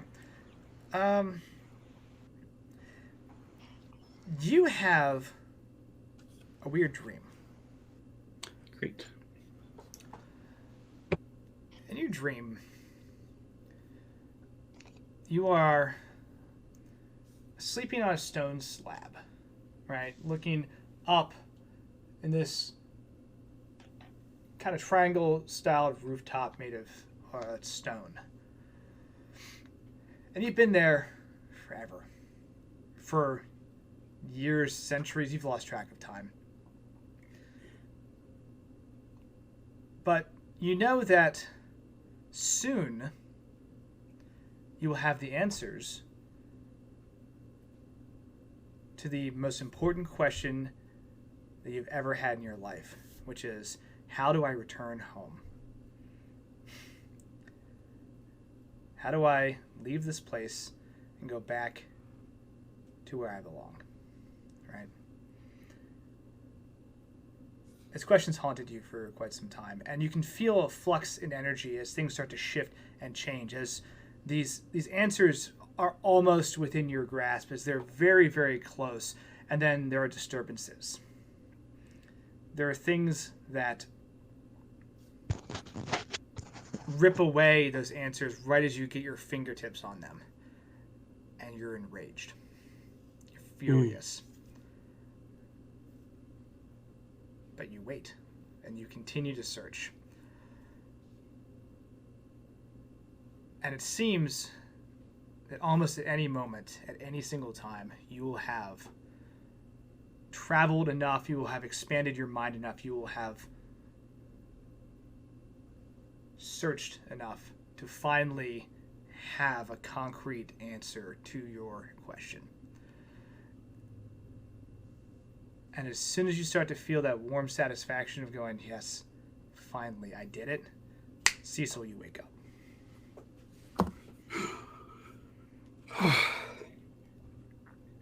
Cecil, like, looks around the tent, see if anybody else is up. I think... Kelly's up. On your guard shifts. Kelly, I do believe I have had the strangest of dreams, and perhaps an insight into what we might be facing. Well, what'd you see? Stone, of all things. I feel Stone? stone, like a stone ceiling, as if I were entombed or something. I felt like I was searching for answers. Whatever, there are disturbances that were ripping those answers away from me, making me mad. But I think I had been laying there on a stone slab for centuries, or years, aeons. I'm not sure, but I was dreaming in order to expand my mind to try and return home, and I was thinking that I was real close. I'm wondering if that was the dreamer. I know we've talked about we've seen some strange things, you and I. And I don't know if you truly believe, but I think I was dreaming dreamer dreams. I mean, from what I know of you, you're very perceptive, so Thank you. that's not out of the question, I suppose. Was there anything you recognized, or what makes you think it was the dreamer? Well, I suppose it makes sense. In the dream, Andy, how high was like the stone ceiling? Was it like About 20 feet. like sorry? About 20 feet. About well, the ceiling was 20 feet high. Was it curved or was it flat? It kind of reached up in a triangular point. Like a pyramid kind of triangle shape. I don't know if I recognized anything else. Was I in darkness? Yes. But I was in darkness. I was obviously wherever I was closed off. Okay. I mean, try and remember as many details as you can. It might help us later. It's one of those things where, as you sense the room around you, right? As you know about those stones and that layout, it's not because necessarily it's within perfect view. It's just the fact that you've been there for so long that you understand it. It's the Count of Monte Cristo problem. I've counted all these stones, but have you named them yet? You've been there for that long. I was very in tune with my surroundings, simply because of the time spent there. Let me write this down. I think you have a point there. I'll keep an eye out. Thank you, Kelly.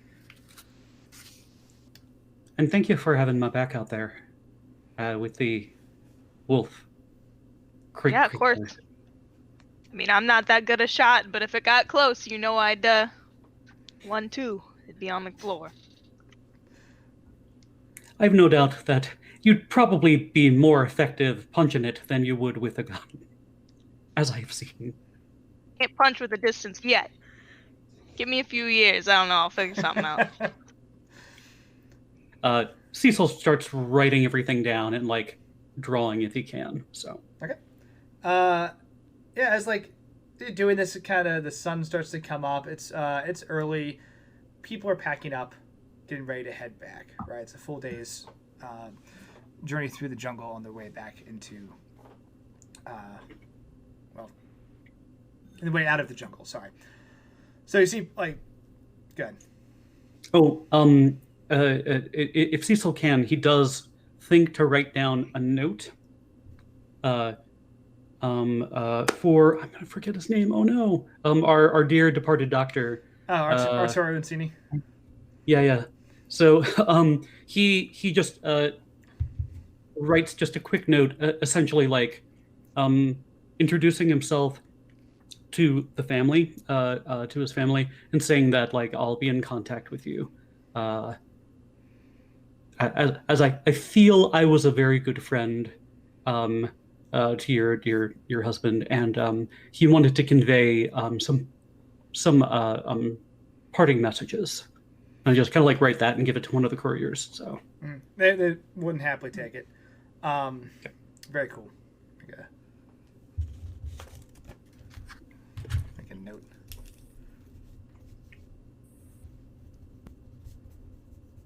Okay, very cool. The hustle and bustle in the camp of people getting packed up, ready to go, right? As everyone starts to head out, Kirby's just like, all right, hey, you guys, good luck, stay strong. Appreciate the work you do here for Caduceus.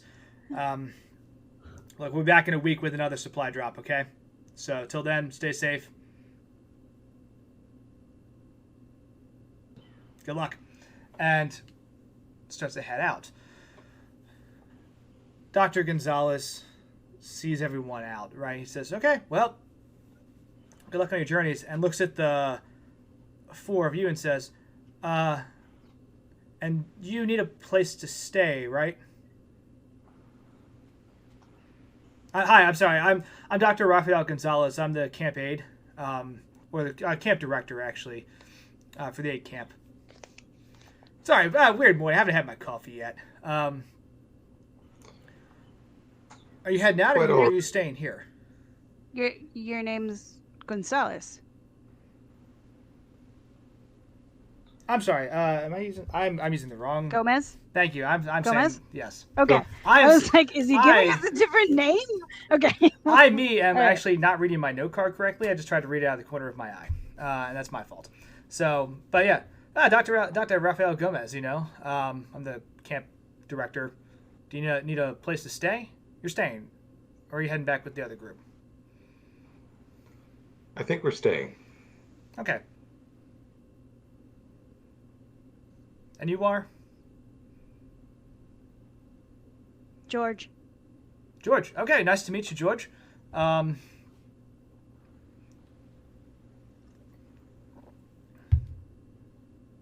of you have names or what? I am Lord Cecil Davenport. Cool, pleasure. And he looks at everybody else like, what's going on? And he just introduces himself, but he says, we will be staying. Don't know if you have a permanent safe place for us. Kadusha says us doing some other things, but if it's possible, we would like to get a caduceus guide to go out to the well and to see this wall. Do you know about that? Real quick, didn't we meet Gonzalez last night? Yep. Yes. Gomez is the one that met us the last time we actually entered the camp. Like, It's the same dude. Yes, it is. It's the same. Sorry, again, that was my bad on the NPC name. Dr. Rafael Gomez, who you met yesterday, fully got an introduction briefing. He showed you around the camp. Yeah, he was the same script. Even I haven't had my coffee yet. Yeah. Which is why my name is now George. Oh, got it. Joe has it now. I understand. So. Yeah, I can. Oh, I thought Cecil was being smooth. Okay. Oh, yes, he was. He was being super smooth. That's the truth. Honestly, I had a talk with Lieutenant Rodriguez just this morning, and due to some of the threats to the camp, we're trying to keep everybody as consolidated as possible. We really don't want anybody that's non-military personnel to head out.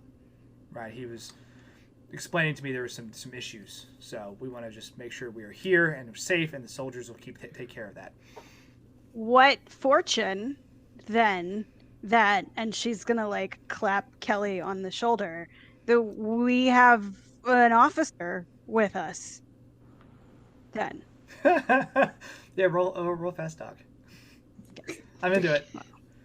Yep. Just gonna stand there and look serious and gruff. Yes. Maybe. No, shit. Okay. I thought I had a 48. It's because I have an 84, so that's a fail. Never mind. Like real bad. Okay. Can I try to help, being the smooth man that I am? Yeah, please go ahead. What do I roll? Charm or fast talk. Success. Oh, charm. So Get up in there. okay. Well, wait a Y'all are second. gonna put me in the Wait. dirt, huh? Just wait. Oh no, we're fine. You good? It's a regular success. Okay. So like Cecil does like a lot of nodding and like filling in information if he can. Oh, So I didn't realize Caduceus was going to send like more military people down here, but yeah. I guess that's fine then. They said not to go anywhere without soldiers, so you got a soldier with you. Problem solved. Clearly, Officer Murphy here is not of the Bolivian army. Oh. He's from Canada. Oh, well, happy to have the Canadian army down here to assist. You know, Caduceus is really expanding their reach. Into Ontario. Mm-hmm. And she's like... Doing my Be best like, "That's to not close to say Canada." anything. Yes, that great Ontario accent that Kelly has. I'm not. I'm looking beyond everyone. I'm patrolling. I'm very serious and very focused. How's the view from under the bus? It's like... Just, It sucks. I hate it here. you're Canadian now. Have fun with that. Anyway. Canadian. I mean, he is a man of few words, but he does have some great Canadian jokes. Oh, I'd love to hear one. Oh, You have to stop. well, They're all about how moose. they You guys should meet or I'll something. tell this one. I've heard it enough. How they named Canada. A couple of men sitting around a fire, saying, "Oh, CANADA."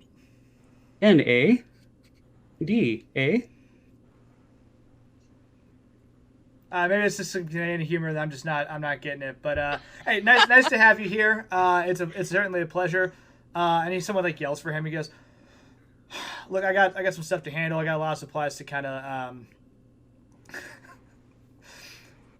I gotta head out. Got it, did you? I gotta head out. So Okay, yeah. Welcome to the camp," and just like rolls. thank you. Right. So glad to be here. Really. So he's not gonna try and. We need to find this Lieutenant Ramirez like now. So, I may have said it wrong. It is Lieutenant Rodriguez. So Rodriguez, I'm sorry. yeah. So in the commotion of people leaving, you can just quietly slip away from camp to go explore, remembering that you've got that cool hand-drawn map from Sergio. You can just basically head due west, and you will be at the site of where all the shelling happened. What would you like to do? Yeah, I think we should go explore. Do we want to wait? Did we get reinforcements yet?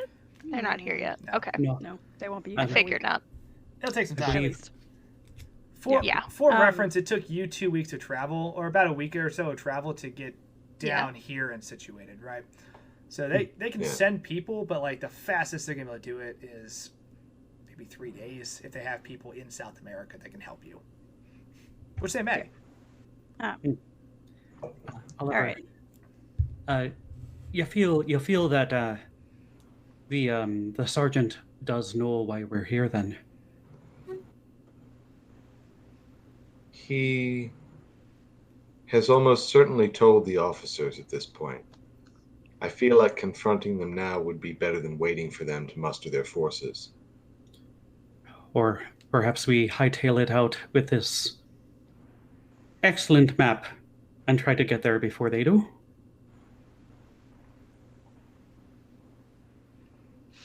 Yeah. Uh, Once we get there, they'll get there with all their men.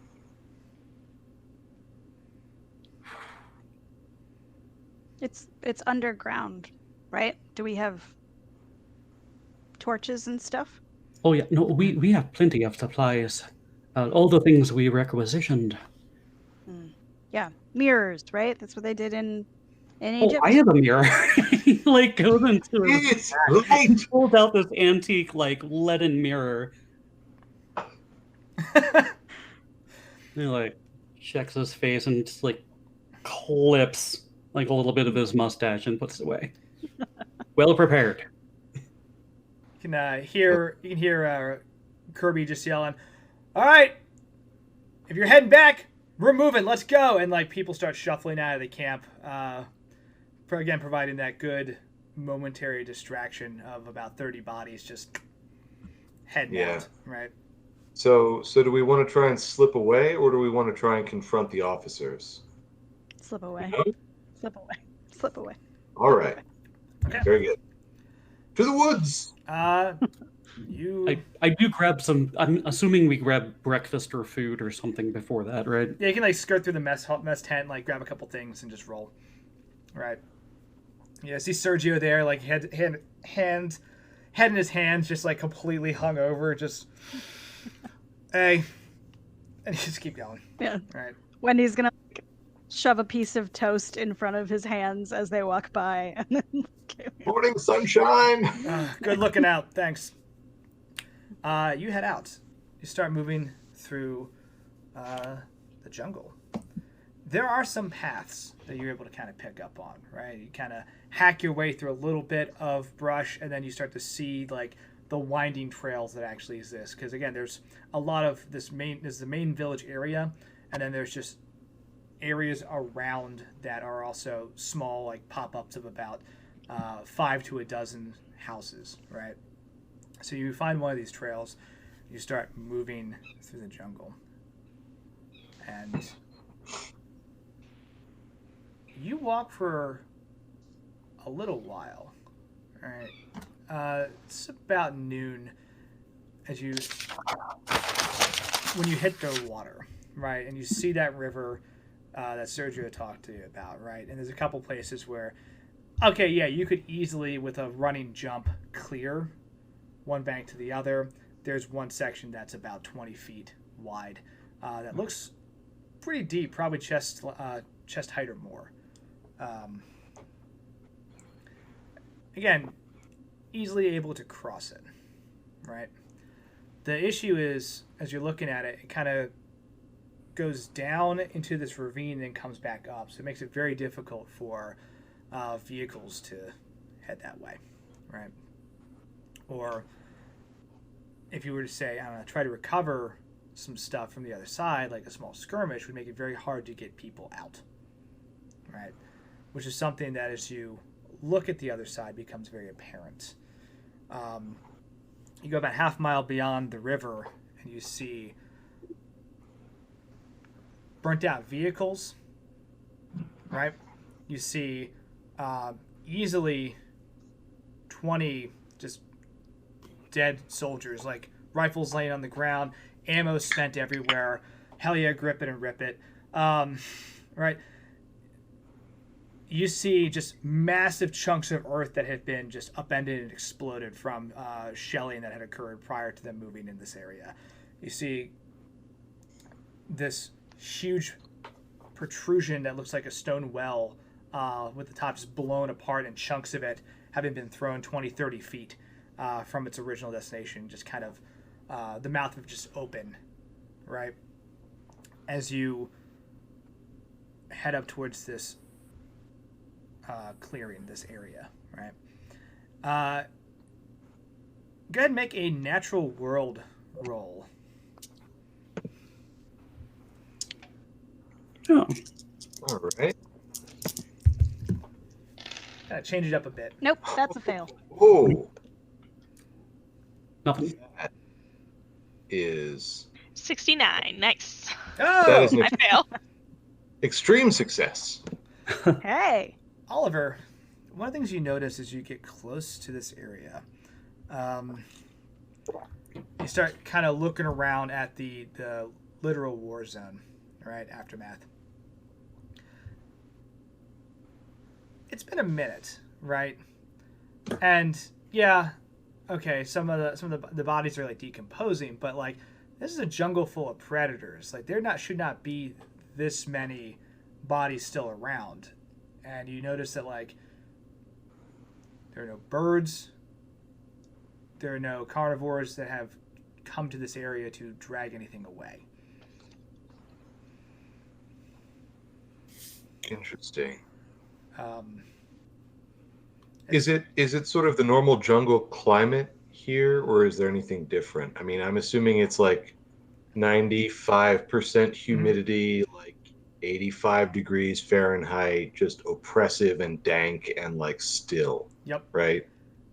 And still is actually very important too, because you notice there's not a lot of ambient noise here. Yeah. You heard it all the way up here, chittering and flapping and buzzing and like the just noise of the jungle. And as soon as you got to this area, it stopped. Well,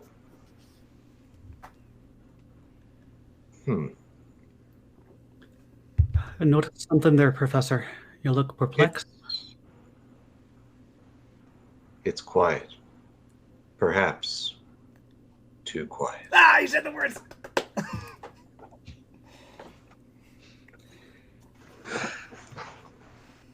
No, it's odd, isn't it, that nothing's disturbed these bodies? I mean, no vultures circling a battlefield? Hmm. And even the strange creature we saw last night seemed carnivorous enough. I mean, it's I don't know. It seems like there's something keeping this place calm.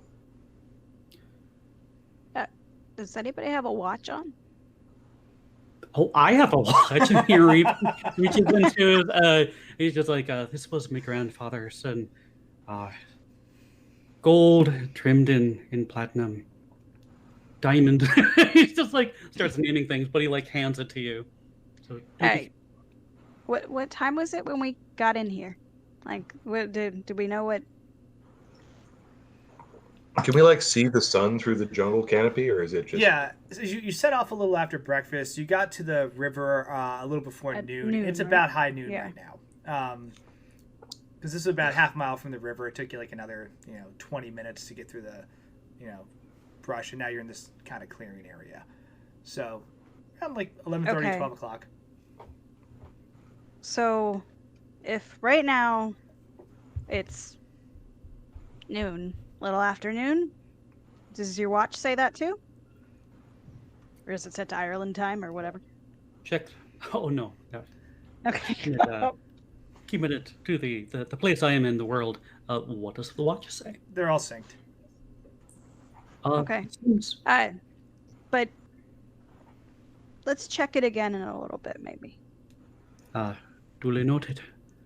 I must admit, I shared this with Kelly earlier this morning upon my waking. But I did have a strange dream last night. Perhaps prophetic, perhaps not. And he goes through to describe. Yeah, I have to talk to you about something too. Oh, nice bit of jewelry you have there. It's not as nice Yeah, as your going on watch. about all your gold and diamonds you were. It's my grandfather's watch, and he puts it away. But he goes through and repeats his dream and like any extraneous information that he shared with Kelly. Mhm. I do believe I was experiencing a dream as the dreamer. Perhaps that's what's keeping everything calm here. They're searching for the right answer. Cool. I don't know what a normal vision feels like. I mean, I remember my mother going still or her face changing, but when this coiled around me, I had a flash of snake people making fire with this, and we did maybe torch a monkey, but also a strange, like almost future feel with many of these, and yeah, also Oliver killed the monkey. Yeah, it was a good shot. I wish we had Kelly and I had as many adventures as you did when we were apart. Did it feel a little bit like you were having a waking dream, like maybe you were daydreaming, but it was like right in front of you? It felt like I wasn't in myself anymore for a while. Like I wasn't seeing through my mind or my eyes. I don't know if it felt like a dream, but it felt like a different thing. Did you hear any sounds? I don't know. I was more. I guess it was more of an impression than an actual. It didn't feel real, but I was seeing something different. And like, Wendy is really freaked out by this. Like, this is I worry a lot about it. Maybe only being the first of these. Like, what happens if I have more? Should that happen, Wendy, you're not alone in this. You have the professor here. He's a very learned man. You have Murphy here. I'm sorry, Kelly. And Kelly will protect you, being the strong Canadian that he is. And of course, I've had my own impressions and visions. It seems like either you have the gift, or perhaps this itself. Sometimes objects carry memories with them. They want to share them, and like they want you to know. They want to be used. It wants to be used. It wants to be used, but I guess I don't worry so much about whether I'm in danger from other stuff so much as if my brain goes the same way. Well, no, I think if you ever start seeing things that you don't know if they're there or not, check in with us. If you start seeing figures, just give us a nod and we'll confirm. And then he kind of looks to all of you and says, "The same thing for me." And he kind of smiles and he's like, "Let's look at this well." Hell yeah. Wendy, go ahead and make a spot hidden real quick. Okay. Do it at advantage, actually, because you've got some pretty good skill in this. I do. Thing. Success. Okay. Barely, but success. 61 with a 65. So yeah. Cool. Easy enough. You don't have to roll a second time. As you're kind of looking around and getting a little closer, you realize that like some of these vehicles are burnt out or like destroyed. One of these, it's like a military style truck, right? A little like green two-seater with like a big like rectangular canopied back, right? Looks to be in working order. So, just so you're aware, it might be in a little rough condition, but it doesn't look bombed out or anything. Probably runs.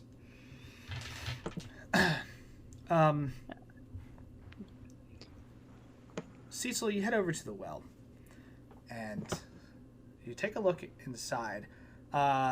This thing's big, right? As you get up to it, you realize that it's not a typical well where you like walk up and toss in a coin. This thing is like easily 10, 15 feet in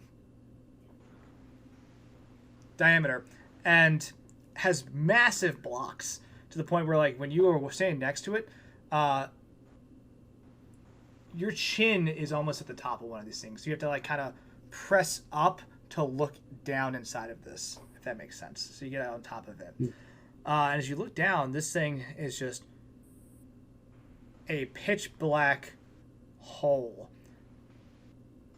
But you see little spiral staircases hugging the edge, heading down in a corkscrew kind of manner.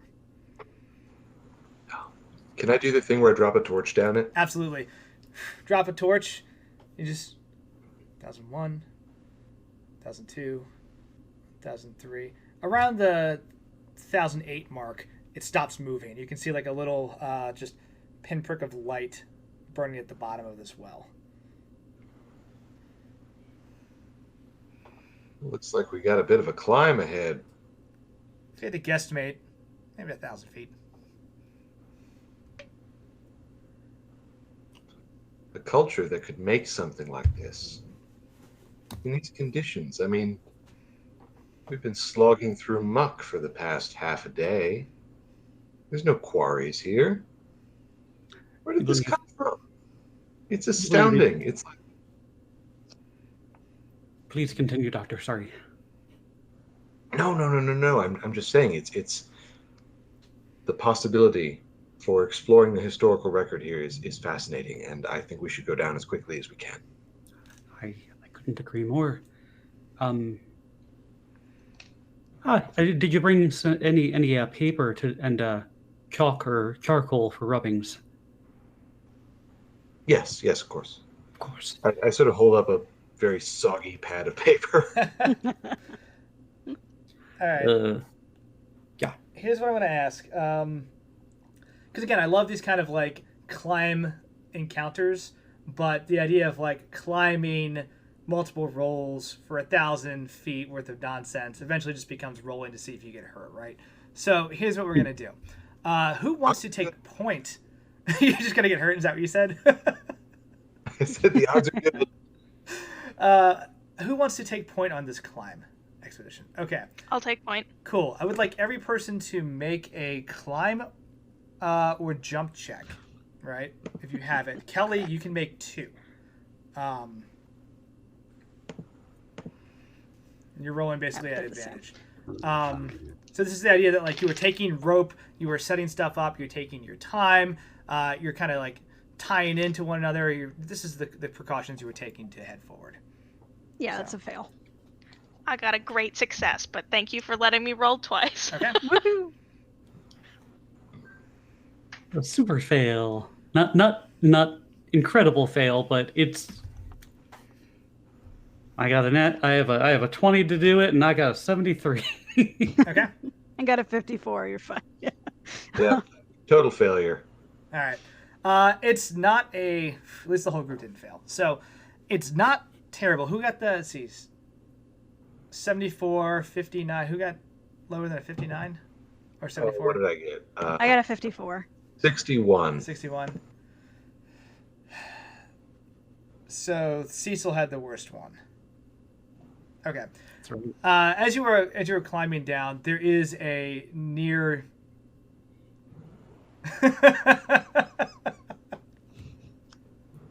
I did the thing on the internet. I read the comments and it was very funny. The Brooklyn climbing gym. Okay, I'm focused. Here we go. As you are heading down, take your time. Be very cautious. You're getting close to the end. There's a step, Cecil, that you just break through, right? And you fall. Even with all the caution and the prevention, you start to see the bottom of the cave and start to move a little, bottom of the well. You start to move a little faster, and then step breaks. You fall about 30 feet, slam into the ground, and take 3 points of damage, unfortunately. Not the worst, kind of just knocks you silly. And the rest of you are able to kind of descend, right? Cecil, are you okay? Can you breathe? He's just trying to catch his breath, and he kind of like nods, like tries to like wink suavely, and God, I know it weren't a race, but I won. I'll try and scoot down a little faster just to get down to him and kind of like pat his back, get him some water.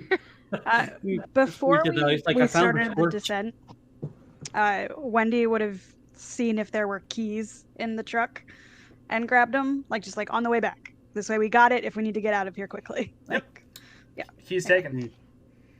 So I think you do the thing where you like look in the ignition, you look around, and you're like, "Where in the?" And then you like pull down the visor, and the keys fall down. Yep. So got a pair of keys. So you all group at the bottom of this well, and you can kind of look up and see this like small circular dot that is the exit. You can recover your torch and light up a few more. And as you start to look around, this area down here is definitely larger, kind of like ovals out, kind of goes under the well. And you can see these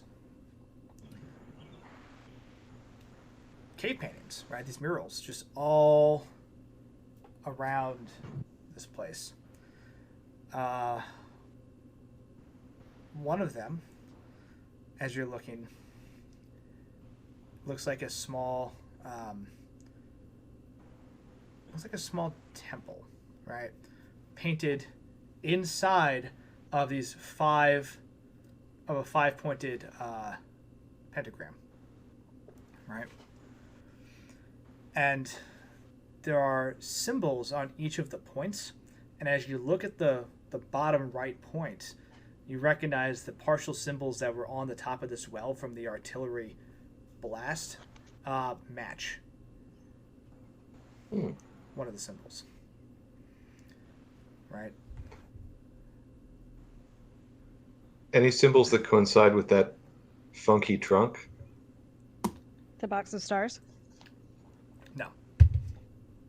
So these are different. This is an entirely different type of language, right? Because you start to see things written on the wall. You see there are just serpent people drawn in all sorts of different ways, right? There are just these bizarre serpent warriors. There are serpent people. One of them is like holding up a large metallic, like it looks like a brass rod almost, and it's like shooting a bolt of lightning out of it. You see another one like just firing fire out of this like cool device on their hands. It looks very similar to something that Wendy's currently wearing, right? As you keep circling around, there's just writing in a language you've never seen on this wall all over the place. Another image you see is this large, almost purple tinted snake person. The other ones are either black or gold, right? This one has like a weird purple glint to their scales, standing almost a head taller than all the other snakes, and about 5 or so are just down worshiping her as she has this amazing scepter and crown on her head, right? Looks to be like emanating power of some type. And why did it have to be snakes? It's always snakes. And the last one you see are these hairy, large, not necessarily apes, but apes are the first thing you think of, but these like large, long-limbed, bipedal, hairy monstrosities that are carrying stones, right, and are being whipped by these snake people. And they're moving these stones across, and it seems that they are laying them out to build out this temple, right?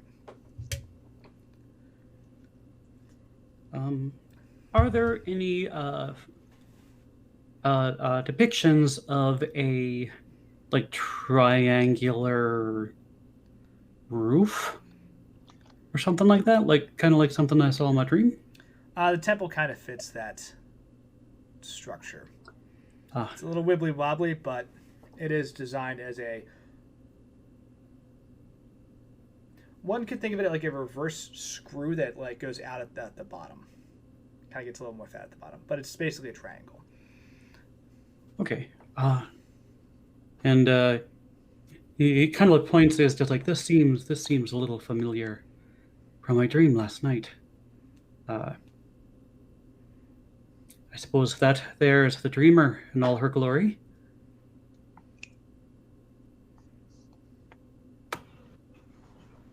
Does it seem like something that we want to make friends with, as Caduceus suggests? I am not quite so sure. She very much wanted to wake up, but something was distracting her. I imagine.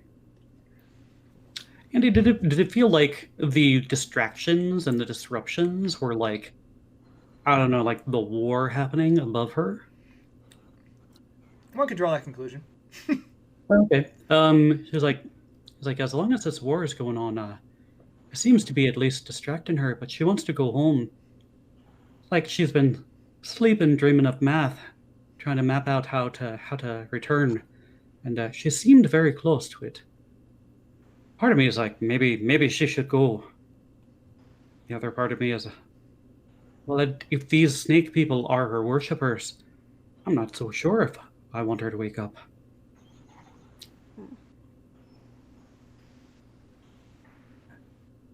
Professor, you probably can't read any of this, can you? I wonder if I can. Check this out. As you guys are down here, because I assume you take the time to document, draw, really just I'll burn 2 luck to read that. I got a 48 on a 46 occult. What's the word I'm looking for? Catalog everything. What's your intelligence?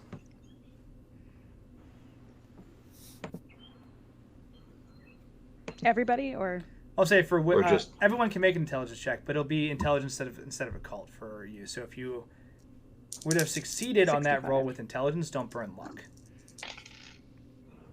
I mean, okay, sure. Yeah, 70, so I'd be fine. okay, if we're rolling intelligence, I just got an extreme success, so let's do that because I Cool. just rolled an 11, and that's yeah. I'm dumb as bricks, so I mean. I'm too haunted by my own dreams, so I fail. Okay. Both Wendy and Oliver gained 1 point of Cthulhu Mythos. What? And each of you gain 4 points in language other Nakal, Okay. which is spelled Naacal. Nakal. Oh, okay. All right. That was not.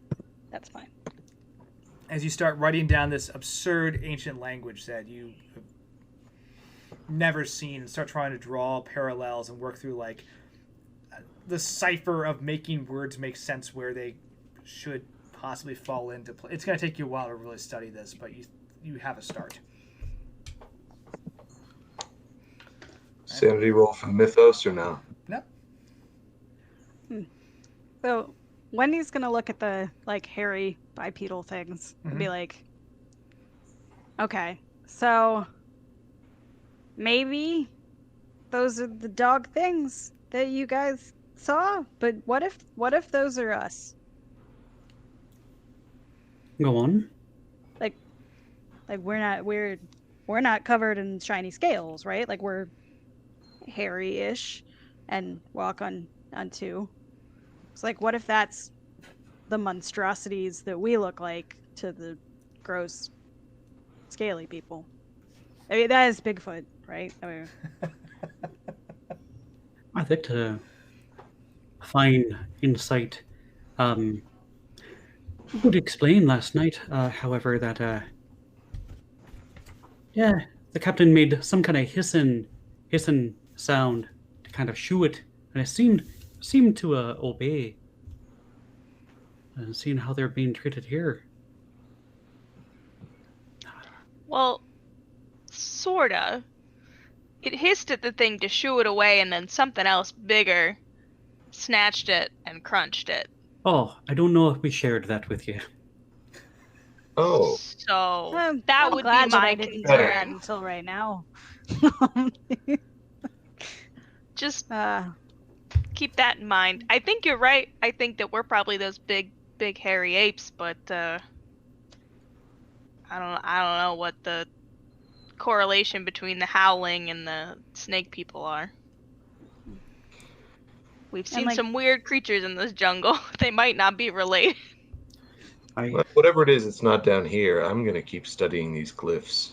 You can. just- Sorry, go ahead. Like, she wants to go home, but maybe we're the ones that are supposed to, like, instead of friends, are we supposed to make her the way to go home? I don't know. Does that make sense to me, Andy? Because, like, if it gets her out of here, heck yeah. The desire to go home is the one you felt was very complicated. How do I put this? You sense nothing malicious from this thing. You sense that it simply wants to leave. Right? But there's also, obviously things are very complicated because it's been asleep for hundreds of years trying to figure out exactly how to do that. So, we can help it. If that's what you're asking. Yeah, I don't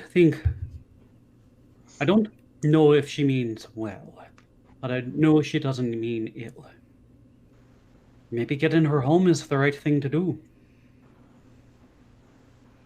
I mean, I don't want to be whipped or anything, but, like, if we can make that happen faster, that'd be nice. She's close to making her calculations. Sure, let's try it. Yeah, I'm here for a couple hours, documenting everything, right? Cataloging everything, taking pictures, drawing stuff in journals, trying to work through the Nakal language that you're trying to decipher. You finally start to head out, right? Heading back up. You know which step is the bad step, Cecil, so you just hop that and you carefully work your way back out of the well. Is it just the one chamber? Like, there's no, like, rock hides a passageway or... No? Okay. It's this one, like, massive circular mural. And I think everyone takes a good amount of time to check for those things, right? To see if there's any, like... Oh, where's that, like, one stone that opens up the new wall to the cool tunnel with treasure? Yeah, right. Stamp really hard on all of the ones that look funny. Yeah. You hit the one thing How do you spell Jesus in Latin again? Yeah, that one. Don't touch anything, and then the spikes come down. Right? Yeah. You work your way out. As you were heading up towards the top of the well, you hear a strange bubbling noise. About 20 feet before the lip of the well, right? So you can, if you wanted to, Scooby-Doo your way up. But you hear bubbling, frothing, liquidy something just plopping around up there. It doesn't seem very good. I mean, like, we're far away from the river. It's not like it's the... Definitely not the river. I hope it's not the river. Cecil, like, kind of like reaches out to, like, to any of them, but specifically if Kelly's near, he's just like, give me a good hold if you would, and he just like his eyes kind of gleam for a minute and like roll back in his head, as I try to see what might be up there. Hell yeah. Whoa! Not bad. That is an extreme success for clairvoyance. Oh yeah. Cool. I know how I will resolve that. All right. Cecil goes a little limp, right? Kelly kind of hold him up against the wall. Doesn't go anywhere. You move back up to that battleground area and immediately see what is making this weird slopping noises, right? It looks like if you took like black ooze or pudding, right, and slapped it in a big old beanbag chair, and then gave it weird tentacle arms. But as it like slops its way across this clearing, it like goes over towards one of the broken trucks, and like a couple of those little tendrils go onto it, and it takes the form of this like now black glistening truck with this weird ooze thing just hanging out, and then it just slides off the truck and like oozes its way through the meadow and like bubbles up a tree, and then just like takes the form of this like weird black inky tree.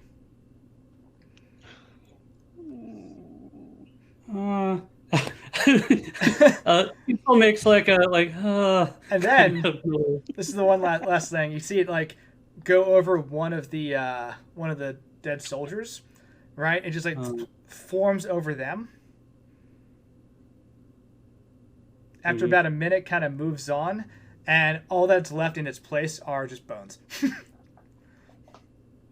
Like you look at the tree was like kind of eroded, the vehicle was kind of eroded, and now you're like, okay. Ugh. He's just making like bad noises. Can I speak while I'm out of body, or while I'm using the site? I know I can draw. Oh, that's a great question. Yeah, you got extreme success. That sounds cool. Okay. Cecil is like, we should know not to go up there. There's a malformed pudding taking the form, like a blood pudding, taking the form of things, slithering over them, taking their form, leaving them deformed or leaving them as bones, and then making its merry way all around the place up above.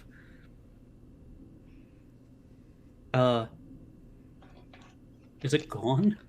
Or is it still there? No, absolutely not. Do me a favor. Let me get the party to make a stealth check. Yeah. Right. You live here now. Cecil, you are good. Kelly, you have to roll a disadvantage since you're holding a Cecil up. I apologize. Fuck. Okay. So. I'm stealthy because I'm still. Mm-hmm. Success. No. Oh, okay. Fucking. Okay, well, it's a fail, but it would have been a success. Fair. Sorry. I'm gonna resolve it. It's fine. I mean, I'm 7 points away. I don't know necessarily if part of me wants to burn the luck, but we still had people fail, so like, yeah. I would save the luck for some other. Okay. Stuff. Let me resolve one other thing as well. Cecil, go ahead and make a sanity check, please. Of course, yeah. I was Right. hoping you'd forget that, but No, this is something like you've seen weird shadows and you've seen stuff, so I haven't called one yet, and like this is bad. yeah, it's pretty awful. So my current sanity is 70. I rolled a 47. What's the number? Okay. All right, so you So succeed. You take 1 point of sanity damage, right? As this is like very disturbing. Yeah. But as it kind of goes off the soldier and that skeleton lays there in the clearing, it like bubbles up and you just hear like bloop, bloop. And then it just like starts waving its way over towards the well. it's coming. Kind of like whispers. So It's coming. Should we The pudding smells us. No. should we get out? We should get out, right? we shouldn't be here. Oh, it's- Yeah, don't fight in a hole. Well, Cecil kind of like looks Murphy's way and kind of like nods. what if we could get it to fall in the hole? Well, I guess then the murals would be destroyed. Do we care if the murals are destroyed? But like if we got it to come into the hole when we are not quite in the it's just see It what I'm could saying? climb Like, a if we get tree. It's Get- gonna climb a tree. climb inside. It doesn't matter if it falls in. Let's do It's this. gonna get out. Let's get out of the hole, guys. The worst thing about fighting in a basement is fighting in a basement. We're getting out of here. So, Uh, All right. All right. Ambush. Is it pretty yeah, is it pretty close? you'll manage to scramble to the top of the well and like get solidly either on top of it or off of it as this thing like reaches you. It's pretty big. I think Cecil will be able to like snap back into your body and like move. We're gonna go into initiative order, right? It's I'm last. as and this thing is shockingly fast. That's dexterity, right? Yeah, I've already got your initiatives actually. So 85, 80, 65, and 25. Yep, I'm going first. Well, I think. Oh no! Damn. That's so many dice. It's- It sounds like you have. He's just holding it near the microphone. it's such a satisfying feeling. Now that's a lot of dice. No, All right. cat, come back! I need an emotional support animal. So, Um, oh man. So it like kind of slithers and puddings up to you guys as you clear the well, and those tendrils erupt. Sorry, did we just use pudding as a verb? Yeah. Good. I got you.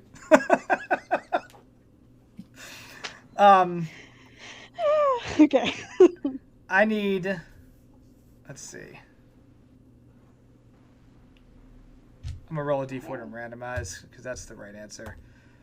I need Kelly and I need Cecil to make a strength check. Make a hard strength check. Okay. That's a fail. Okay.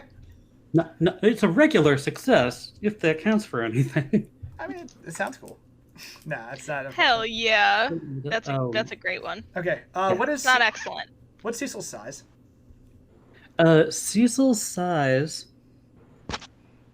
Cecil's size by the seashore. What? Where do I see that? It should be at the top. Oh yes, of course. Cecil's size is 65. Okay, cool. Down by the seashore. Yes. I can do math. I can do math. There you go. Okay. This thing like bubbles its way up, extends its two like long noodle like pudding tendrils. One grabs Kelly and tries to like lift him up, and Kelly just like I think grabs it back and is now just playing tug of war with this thing. As it just desperately wants to take him off the ground, and he's like, "No, absolutely not." Not today. The other one who grabs Cecil, pulls him up into the air, and then like proceeds to absorb him. So you see like Cecil just getting pulled in, be like, "Whoa!"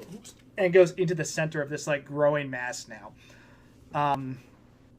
Let me get. Oh no.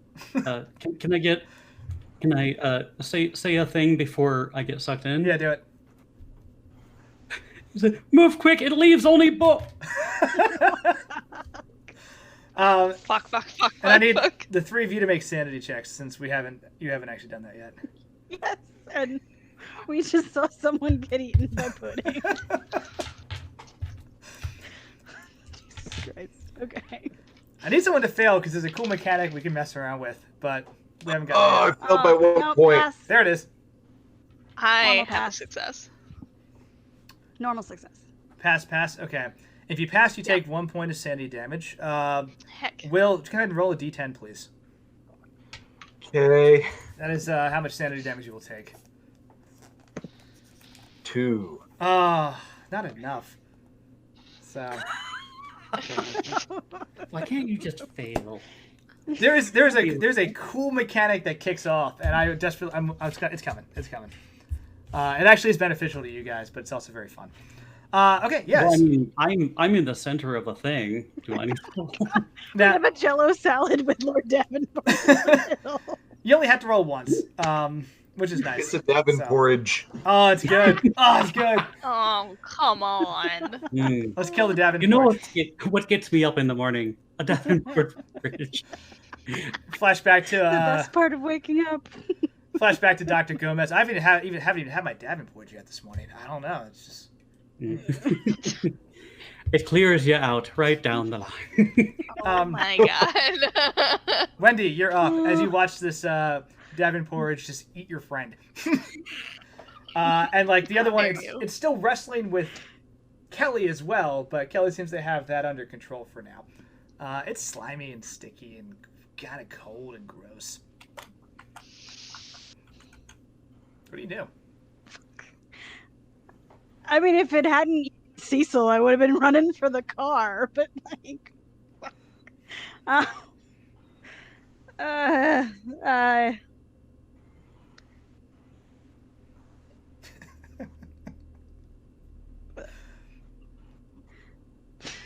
just gonna like hit it with the butt of the rifle and like let him go. Because like normally we'd try and get the shit out of here, but we're not leaving him behind.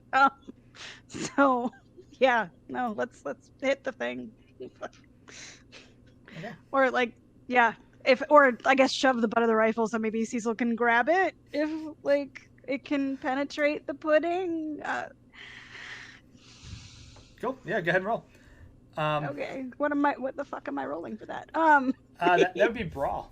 If you're gonna hit it with the butt of your rifle. That'd be fighting brawl. Yeah.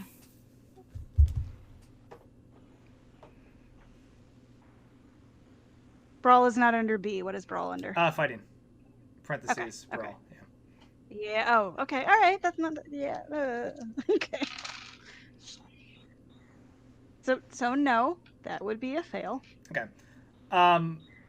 You connect with this thing, right? You start like smashing with the butt of your rifle, and it's just like splush, splush, splush.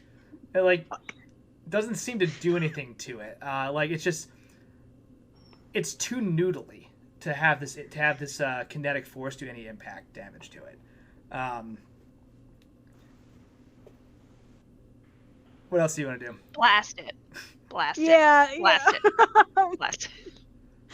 You're fine inside, Cecil. You'll be okay. Yeah, like, I'm gonna like step in front of Oliver and be like, oh, fuck, and put out my bracelet arm, like, okay, baked pudding. Baked pudding. I like that. So, Hold that. So you get the attack. You're setting up for a blast. Very cool. Yeah. Cecil, you've been pulled into this thing. It is dark, wet, and everything is starting to burn. Right. So you take 1 point of damage. Make another. Ooh, okay. Make another hard strength check to try and get out of this thing, as it's like I picture you just like fighting, trying to get out, and it like keeps pulling you back in. Go ahead. Joe, I think you're muted. We haven't heard you. That is a hard fail. So, yeah, you kind of like break out briefly from this thing, like catch a gasp of air. Is there anything you like want to yell or try to like do real quick before it like stuffs you back inside? of course, yeah. Anything to comfort everybody that is attacking this. He says, "It's burning my skin." I gets pulled back inside. You can see like his mustache starting to sizzle off.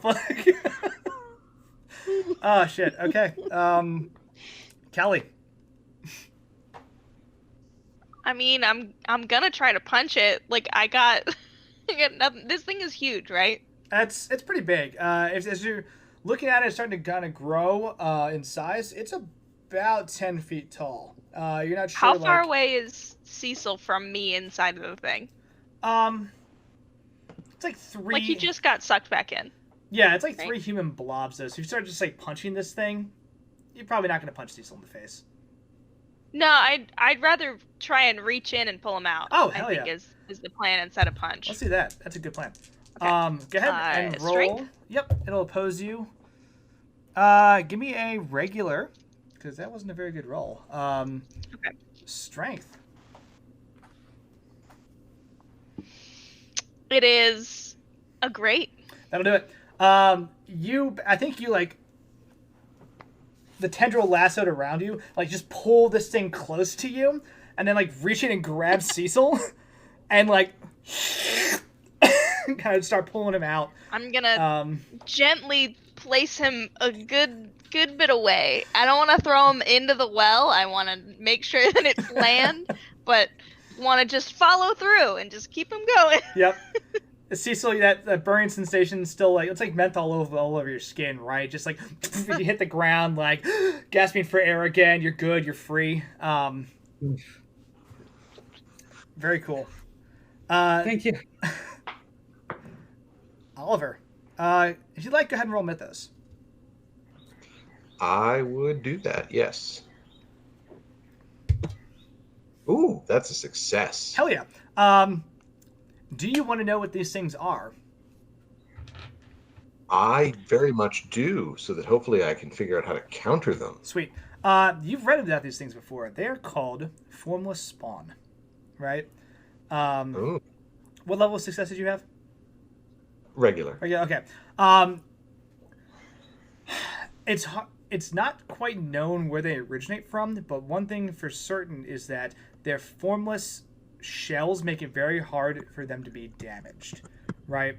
Effectively, normal kinetic-based things don't do anything to them. The records that you've gone through, where these things have popped up, people burn them to death. People blow them up. People do very extreme things to destroy these, but like it very much like guns and fists like are not going to help you. Okay. So that insight kind of just flashes to you through one of the many old dusty leather-bound books that you've read. Yeah, I'll sort of go to Mars for a second and be like, Wendy, the gauntlet.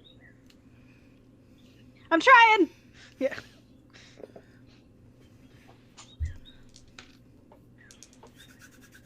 Do I have time for another action, or is that Oh yeah, bad? sorry, that was a free thing. Oh yeah, okay. I try to let knowledge be free where it makes sense, because it doesn't take that long to think. But yeah, take an action, please. Sure. So I'm going to go, I think, over to the truck.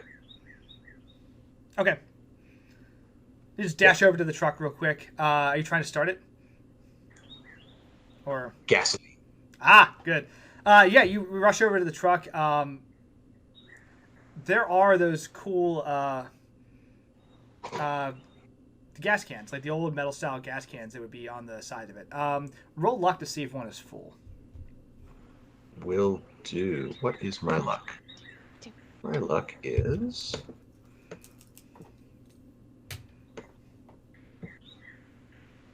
not great. I love that glass that Joe has. I don't know. Are you drinking out of a decanter? Like, oh, it's so good. It's so I rolled cool. a 2. Oh yeah, just I rolled a 2. There's jet fuel. yeah. You grab one of these cans, just sloshing full of gasoline. So you're set up, right? Okay. Top of the order. The spawn like just flaps around more, kind of like shrinks back. Let's go of Kelly. Turns. I'm gonna have it roll intelligence because these things can do weird shit.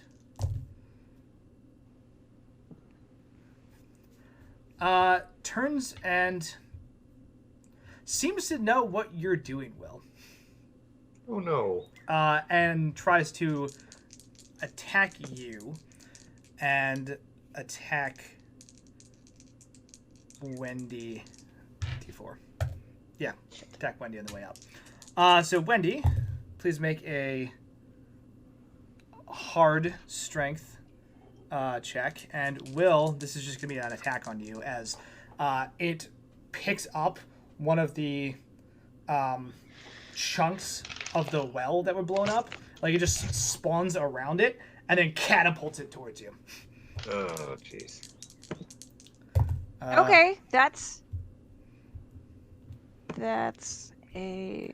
I have a 50. I got a 20, so that is a hard success, right? Okay. Yes, it is. Yeah. Okay. Very cool. And then Will, if you choose to dodge, you need a normal dodge success. I rolled a 3. That'll do it. What's happening with my dice right now? But You're I on love fire it. right And now. what I'm going to do is I'm going to roll under this boulder that's flying at me and just huck the gas can at this thing and have it hopefully like lodge somewhere on the creature. I'm into it. Yeah.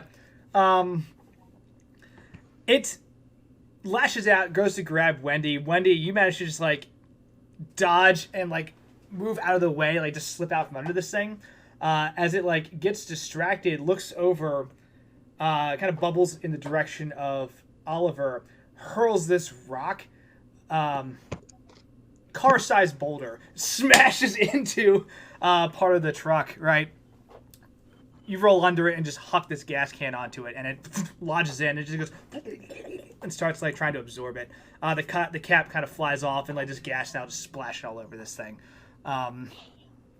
Good turn for both of you guys. Wendy. Blasted. Yeah, no. We're gonna sit here and be like, you want to fire? Barbecue this thing, Okay. please.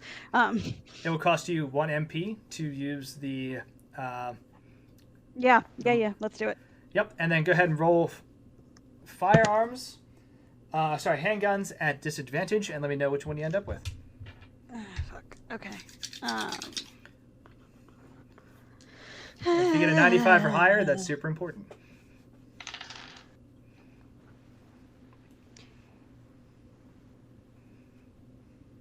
That's a fail. Okay. Yeah, that's a fail. I got a 45. Okay. Go ahead and roll again, just to see if you hit that 95 threshold. No, now I rolled a 3. Okay. So thanks, asshole. Okay. Yeah. You aim at this thing, and the eyes light up on this serpent bracelet. As you go to fire, it just whips a quick tendril under your feet, and like you just blast this like mote of this jet of flame up into the air, as it like starts bubbling back towards you now, right? Cecil, on the ground, covered in burns. What do you do? Oh, sorry, you're muted.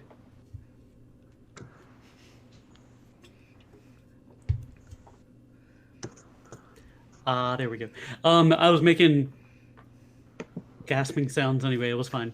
So he tries to like dust himself off of the burns, and any residual gook, and grabs his rifle, sees like all of these things, sees the gas can, and like tries to aim at like the gas can that's going into it, or maybe the gasoline that's spilled out nearby it.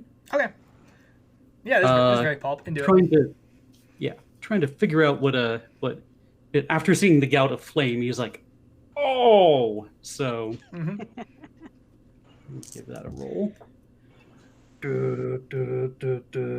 That is right on the dot. That is a hard success for rifle. That'll do it.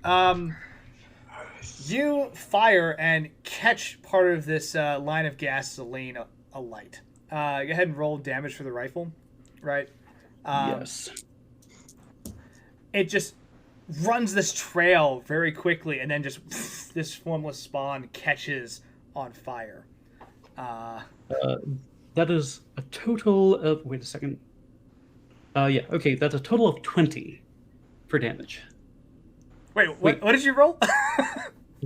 Okay, so rifle is 2d10, right? I might have miswritten it down. No, rifle is... That seems very high.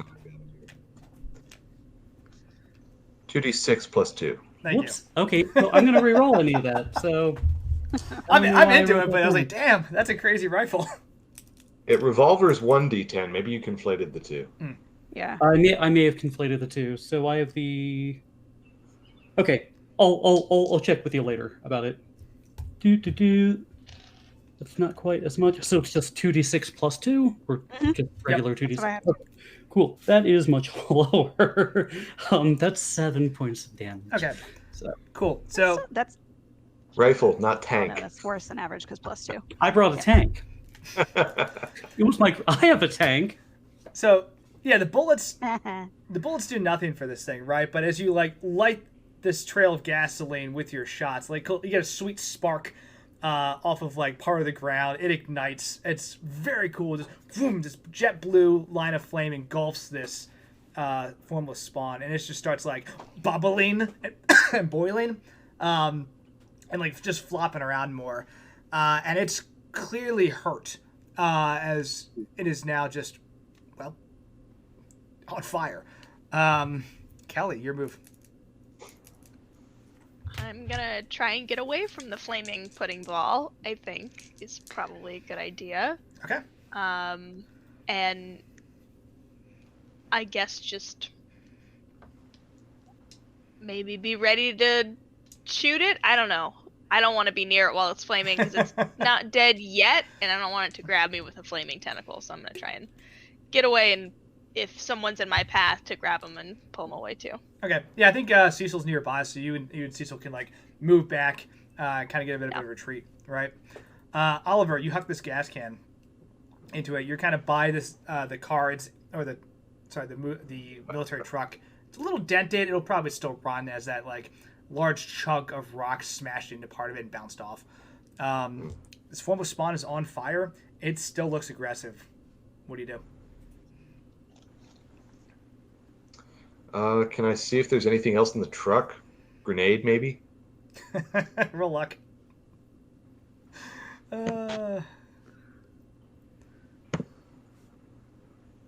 Okay, I'm beginning to doubt this thing. It's legit rolled me another 3.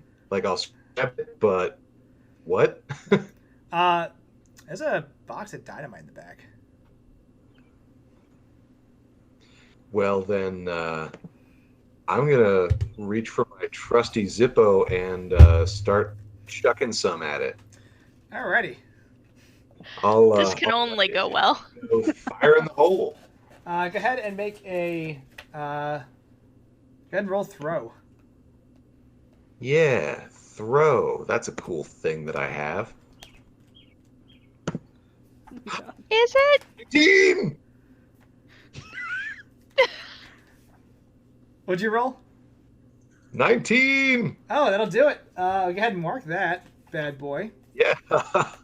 Cool. And this is probably going to be... Oh, this is super important. Please roll, for me, 1d4 minus 1.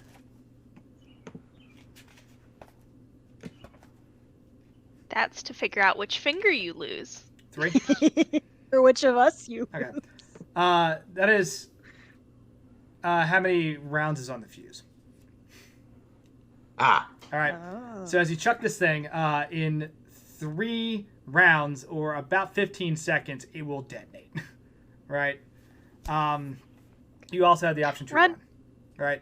So you throw this hunk of dynamite into it, and again, it just like and absorbs it into itself. It's gonna do one last thing. And if you are able to get away at this point, you can just run. Because I'm tracking that Cecil, Kelly, and Oliver have all moved back a little bit. Wendy's still a little close. Right? Yeah, So, she's running from the truck. Does Wendy know what fire in the hole means? oh, I guarantee you Wendy is running. The question is just, does this thing get her before she gets away? Yeah. And the answer is going to be determined by some dice. As it would like to... Okay, it's going to attempt to grab you. It needs a regular strength check to avoid that. And then it's going to smash you if it can't. Not say a dexterity check. You know, dodging / agility purposes. Let's go with that. I'm good with it. Okay, thank you. Regular no, that's a 20. Fuck, that is a Okay, it's a good success. It's not an extreme, but it's a hard success. Okay. Second level, whatever. Yeah, the first, like, it basically just balls up, almost tidal waves towards you as you manage to kind of roll out of the way and scramble. It's also going to take one last swing. And you can choose to dodge this if you like with a regular dodge. As it tries to just lash out at you one last time as you start to clear the distance. Yeah. Okay. So it's got to be, what, 42? Okay. Oh, come on. No, that's a fail. Okay. On the bright side, this is not grabbing you, so as it smashes into you, it's going to propel you out of the way anyway, right? This is just a party Great. shot. On the downside... It burns! Yeah. That's not a good face. Yeah, you take 12 points of damage. Holy... As this thing just like, I think honestly, as you're running, it like grabs a part of the truck and just throws it at you. Because this thing is pretty damn strong. Are you alive? And like clips you. I think that's gonna hurt me a lot. I am not dead, but I am severely not happy. Mm-hmm. Yeah. Fuck. Okay. The rest of you just see this truck get like lifted up and just chucked at Wendy, who is like just sideswiped by it, but are able to, since you have the rest of your initiative, right, collect her and run. Unless you want to hang out. Yeah, I'm figuring I've got like Unless a couple of I pieces might- that are like Maybe at least hide floppier than behind. they should be. Do what? So maybe at least like hide behind the truck, Yeah, I mean, like the big military truck. Yeah. just- yeah, you grab Well, Wendy. I've got the keys for the truck, so like, yeah. If we have the functional truck, we're like somebody else know how to drive. Oh God, please, somebody else know how to drive. I know how to drive. Okay. That's right. You rolled up to the party on your own car. Yeah. Roll luck. I mean, if it was a Wendy. horse, we would be in great hands. I would be able to drive that horse. But Wendy, go ahead and roll luck, please. Oh, Because it did throw the truck at you. yeah.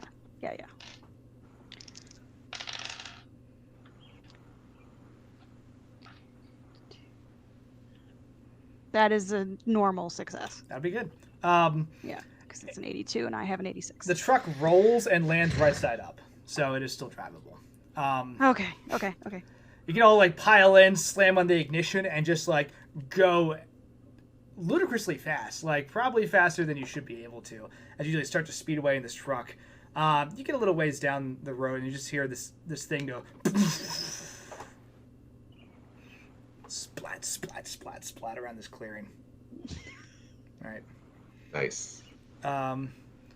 Wendy's just gonna like squeak and like yes. How hurt are you? I am down to 4 points at this point because I lost So that some was before too. Yeah, More than half your health. that. Oh yes. This is I substantial am going to attempt I gotta to hit the 4, too. stabilize Wendy, Yeah, that's a good call. hit. Do some first aid. and I roll a 99.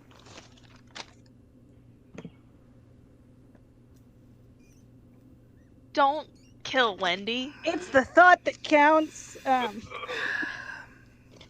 Or no, I take it back. The other damage that I had was the previous day. So as long as we get It some. was of not a those- first aid roll; it was a medicine roll. Is that better? That no, it's super not. I do nothing, but I discover your cancer. Wolf, that's bad. Go ahead and roll luck for me, Oliver. Okay. And then we're gonna. Oh. Nope. Okay. Sorry, Wendy. How are you trying to patch up Wendy? Wendy is a little burnt and has basically taken just like literally been sideswiped by a car. So what I think I'm gonna do is just try and like bandage like bandage some of the burns, and I like see a thing that I think is like water, and I'm gonna pour it on, but it's just gonna be ethanol. Oh my god. Oh my god. Okay. Yeah, there's a lot of screaming. Anybody who was in the vicinity that didn't know what the like pudding noises was knows that this is the sound of a scream. Yeah, the first aid does not go well. You don't get back any hit points, and you are just in an extreme amount of pain.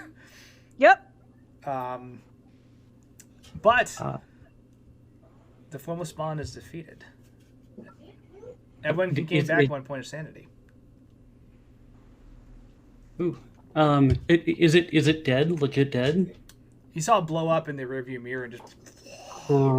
Great. Yeah. Cecil puts away his rifle, and I'm gonna try and help Wendy, I guess. Is there any way? Oh, I know there's a way I can help. So rules as written, you basically get the first aid check, and then normally you can make multiple attempts. Like if some certain person fails, someone else can try to patch somebody up, right?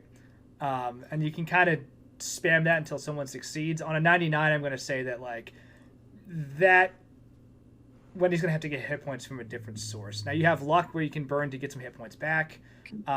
If you sleep or some time passes, you can make you guys can make first aid check again like back in camp. But right now, I think Wendy's just hurt, and Oliver's actions have made additional healing impossible at this point.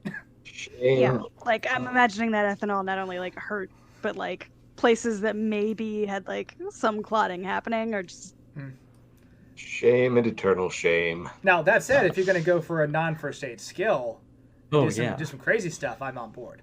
I'm definitely going to do some crazy stuff. Hell yeah, let's do it. So I am going to so like when poor Wendy is screaming, and Cecil tries to like gingerly like get over to her, and he says, Wendy, just look into my eyes, just concentrate on me, and I'm going to try and use hypnosis.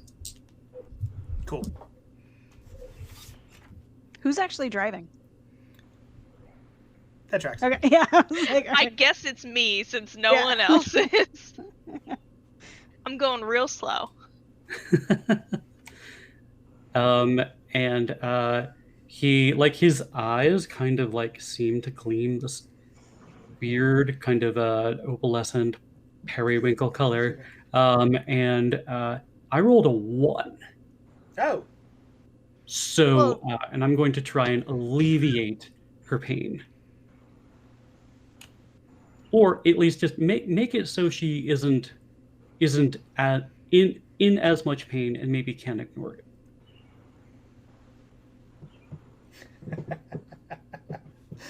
Where are my notes?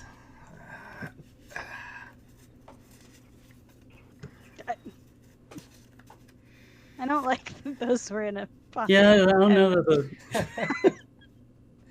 Yes. So a 99 and a 1. Fuck people. What wild swings? Hey, let's talk real quick. Okay. Right? You, Wendy, of course, you can choose to resist the hypnosis, do you? No. Okay. You fall into this, like, relaxed state of mind as Cecil kind of whittles away the pain of the injuries, the worry, the stress, the anxiety, your heart rate The ethanol. comes down. The ethanol, the nerve damage, all that good stuff. Like just, because medically speaking, hypnosis can cure everything. So that is, but you do feel the pain from all that kind of subside. And you feel yourself kind of detached from your injuries, right? They are manageable now.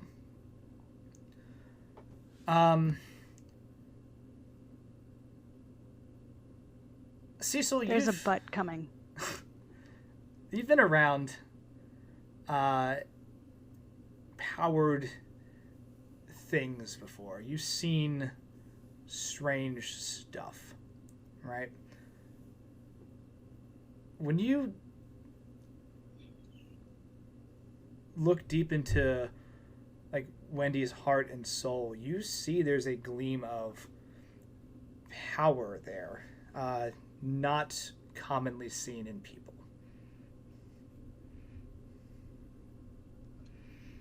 Right? Okay. It's hard to tell exactly what it is, but it's not normal. It's not what? It's not normal. It's not something you've seen on people No. before. It would probably be similar to something you would sense on maybe Saoirse, maybe yourself. Right? That power is there, and it's locked away in a small little, it's like a chest. Right? Oh, okay. Just Great. kind of pulsating and radiating there. On a 1, it looks like it was locked up by Wendy's uncertainty or concern about it.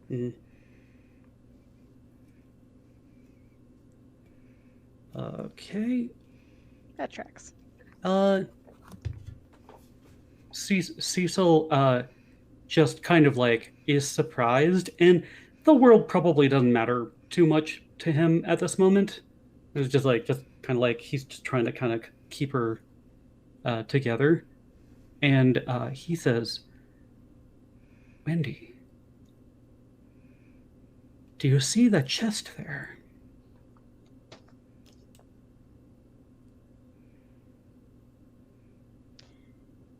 Does she like consciously know this is or I guess subconsciously where we are now? Do we consciously know that it's a thing? The way I see this is if Cecil draws attention to it, Wendy can notice it. Wendy can also refuse to acknowledge it. I feel like if she sees it, she understands why it's locked. Mhm. Like, so, like you're not supposed to see that. And I am so sorry, but it's like looking at a diamond on a black sea or a black beach. Why do you have it locked up, dear? That could not possibly tap into that and not lose myself the way that my mother did. Then maybe we just leave that alone. But it's there, and if you ever want to return, you let me know. Please don't say anything. My lips are sealed. And he just like tries not to concentrate on the box anymore. Okay. What follows as all of you are getting settled, right? I think the truck has been pulled off, kind of off to the side. Because remember, you can't quite get back across the ford with it, just due to the terrain. But I think you get some distance, you stop, and you have a moment to reflect on what just happened, right? Coming out of that well. What are people's thoughts on all of that right now? Because we're kind of wrapping. There's one more thing that's going to happen, but like, what are people's thoughts on that? I have never seen anything like that, ever. So, Kelly's probably real quiet, keeping to himself. I don't know, doing some task that's mindless, but just kind of like doing it for a little too long.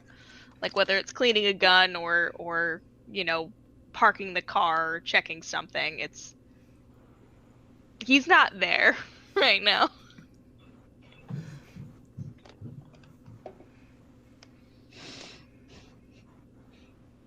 Oliver's seen things maybe not quite this bad before, but he's seen some things. Probably just trying to meditate a little bit and focus on like the play of light through the leaves and like the sounds of nature and like whatever shreds of normalcy he can grasp onto, and grounding himself as best he can in the world. Okay. And feeling guilty as shit for jacking up Wendy. The truck jacked Wendy up. You just didn't help. Yeah. Turns out trucks hurt. Yeah. Wendy, do you want to go first, or do you want me to? You can go first. Wendy's going to be paying attention to like the bubbles in her mind right now because that's about the only thing that, like, look at the light. Okay. I can hear birds again. Cecil is sweating profusely, and not just because of the heat and the humidity, but like the furious amount of like just things that happened in a span of minutes. And he's like really kind of like trying to keep Wendy kind of like just like laser focused on anything else to keep her like not in pain. But he's also thinking of how his powers were unlocked, and he does not stray to the box, but he keeps on thinking about it and why it's locked. Okay. So, yeah, we're going to be paying attention to like the bird songs. And like, okay, we're back at the river. I remember the river. And like, you're not being too evil with the clutch, right, Kelly? Like, we're being nice to the truck because this is a good thing that we've got here. And Yeah, I mean, yeah, I don't know. Maybe you should look at it. I feel like I don't want to mess it up. like, do you think the baked Alaska was there the whole time, or do you think it came out of the well?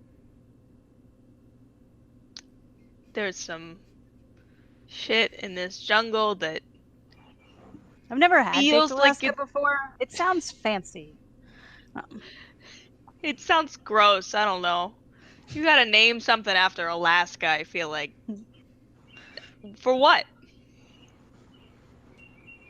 Best not to let your minds dwell on it if you can. But I bet Mr.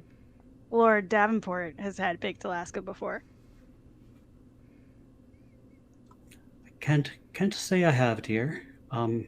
Although I have had blood pudding. And a big bowl of Davin porridge. Like sighs heavily. That was uncalled for. You get to a point. Sorry, you get to a point where you. Yeah, no, Wendy's just rambling. Oh yeah. Yep. You drive the truck as far as you can. You have to, unfortunately, dismount. Are you heading back to the camp? Right. I'm assuming this because that is where you can get more medical attention. That said, if you're going someplace else, your call. I'm not driving. We need to get Wendy looked at. Okay. Yeah, you drive the truck back as far as you can. Sorry, what were you saying, Will? Okay. Drive the truck back as far as you can. You eventually get to that point where the terrain is too much for it to bypass. You pile out. You start walking back. You're on a slightly different path back than you took out. And one of the things you notice is you start getting close to the camp. It's hard to tell. Like, you look at the time of day. You're down in the well for a while. When you came back up, the watches are pretty accurate to what time it actually is. It looks like the sun's starting to go down around like 4, 5 p.m. You'll make it back to camp before it gets dark. But when you estimate it is about 45 minutes out of camp, you start to see trees that have been smashed, right? Like the tops of trees have been like taken off, right? And then you can see almost in this 45-degree down, like mid-sections of trees, branches, like there's just a clear path that's just been cut through. And as you follow it, on the ground in front of you is this insanely beat up and destroyed and scattered collection of plastics, metals, and glass. Plastic being kind of new at this point, right? Or in the original, it's newer for sure. But just smashed and scattered around, right? But Wendy, even in your bad state, you recognize like elements of a combustion engine when you see one. But these are way fancier, way cleaner, and way more broken. Right. But the one thing you're able to recover seems to be like a strange...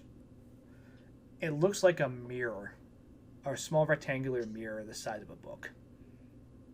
That's got some cracks and spider webs on the front of it. But when you go to look at it, it beeps a couple times. Something flashes on it. It seems to be a map, and then it just shows nothing.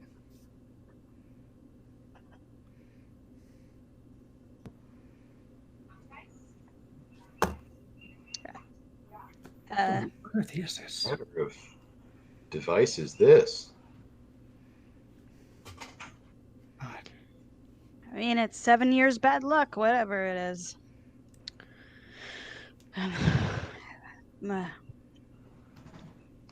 Wendy, you should probably lie down. But that's an engine. That's a nice engine. Yeah. Is this a Yeah. airplane? I mean, it, Are there bodies anywhere, or like? No. how recent did this seem? Like, is there fire around us? No. Like- As you're looking around, it looks like wherever this thing. Actually, you know what? Go ahead and roll natural world. I can give you a very good timeline on this. Well, Or I'm gonna spot, assume I'm out of it, so I'm not doing that. or spot hidden will also work. nope. No. No, Nope. no. Definitely not recent. Probably in the last. Wait, I got a good spot hidden. Oh yeah. I got a 2, so that's an excellent. No, I don't know why I would know. Wait, my pilot friend? I don't know. that I might know tracks. this. That tracks. You look around, and everyone's like kind of puzzled. And I think Kelly just off the side has been like, "Yeah, this has definitely been here for like a week." And like just offers no explanation as to how he knows that. Hell yeah. But Huh. things are starting to like regrow around like the area where the earth was disturbed when it came in. Like it's starting to like grow back. You can see the foliage is starting to re-bloom and blossom. So okay, yeah, that seems to track. Are there any larger parts? The biggest whole part is that weird book-sized mirror.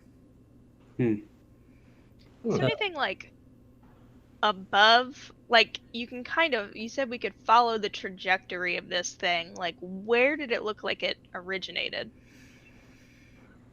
As you're looking at it, it looks like it literally, to Oliver's point, like an airplane, flew in and came down at an aggressive 45-degree angle into the jungle.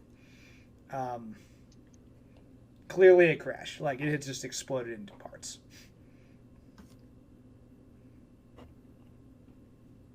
This feels like there's some kind of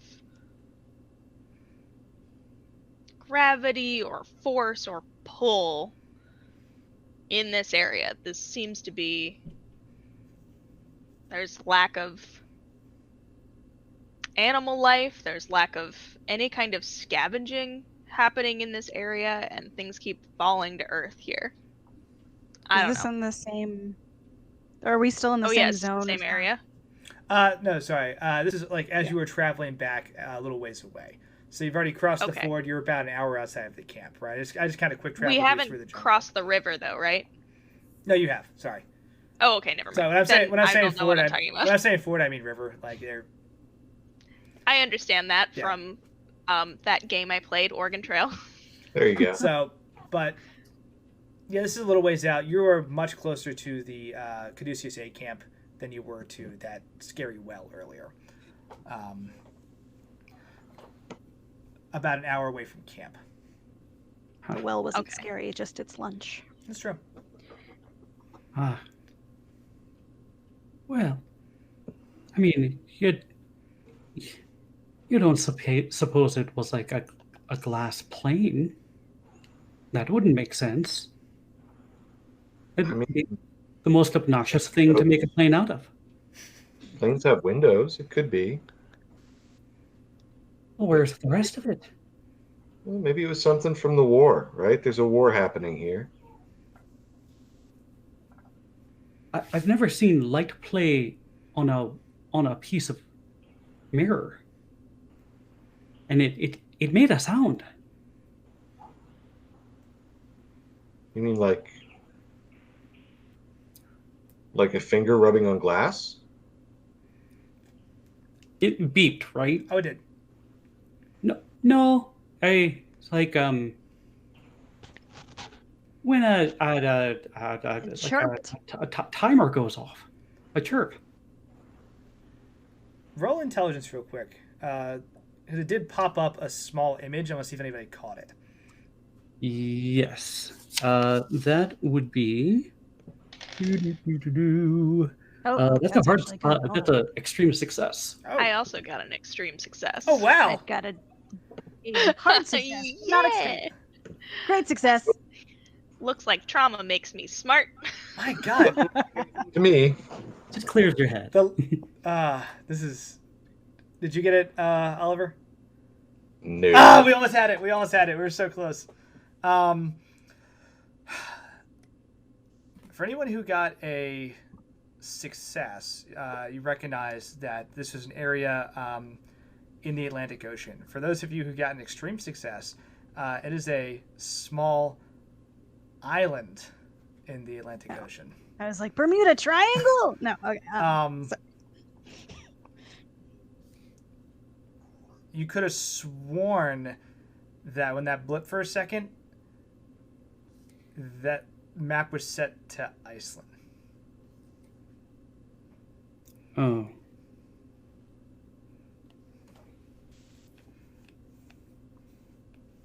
Okay. Okay. It honestly looked like an aeronaut's just like a map of Iceland or something. Most useful thing to bring to Paraguay. I suppose. Wendy, Yeah. the what the things that you saw in your vision, they look anything like this? A little bit like the mirror, I guess. The Similar. things that were on flat, but I don't know if they were beeping. I mean, this weird book thing looks kind of similar to those weird ass screens that you saw. Yeah, Just bigger. like the book looks like a smaller version of the panels. Cecil tries to wrap it as best he can in just any kind of material and puts it in Wendy's one of Wendy's pockets. Okay. You start working your way back to camp. Right? Get in, you get situated. You get to the hospital tent. See Dr. Gomez and Dr. Salvatore are talking to a older looking teen and a younger looking kid, maybe like a 10 or 12, right? And is like bandaging this teen's arm, and the younger kid is just drinking some water and like eating some snacks. And Dr. Gomez is talking to them in Spanish and sees you all walk in and just says,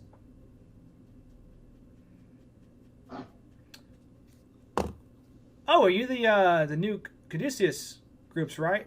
The new Caduceus people? We've been waiting for you to come in." You haven't had your coffee yet. I really haven't. A cup of coffee sounds delightful. And like Dr. Salvatore looks at him like he's completely insane. Like, do you not remember them? He goes, well, I was a little less ground up last time. did we talk this? Oh, wow, you're hurt. Like, and proceeds to go ahead and gain back 4 HP as he starts to patch you up and help you out, right? Okay. And so he starts patching you up, starts kind of reintroducing himself for the third time. Again, Dr. Salvatore is just like, to you guys as a side, like, what the fuck is going on here? He's met you already, right? Twice now, Salvatore. We don't understand either. Okay. Let's not call too much attention to it right now. We're figuring it out.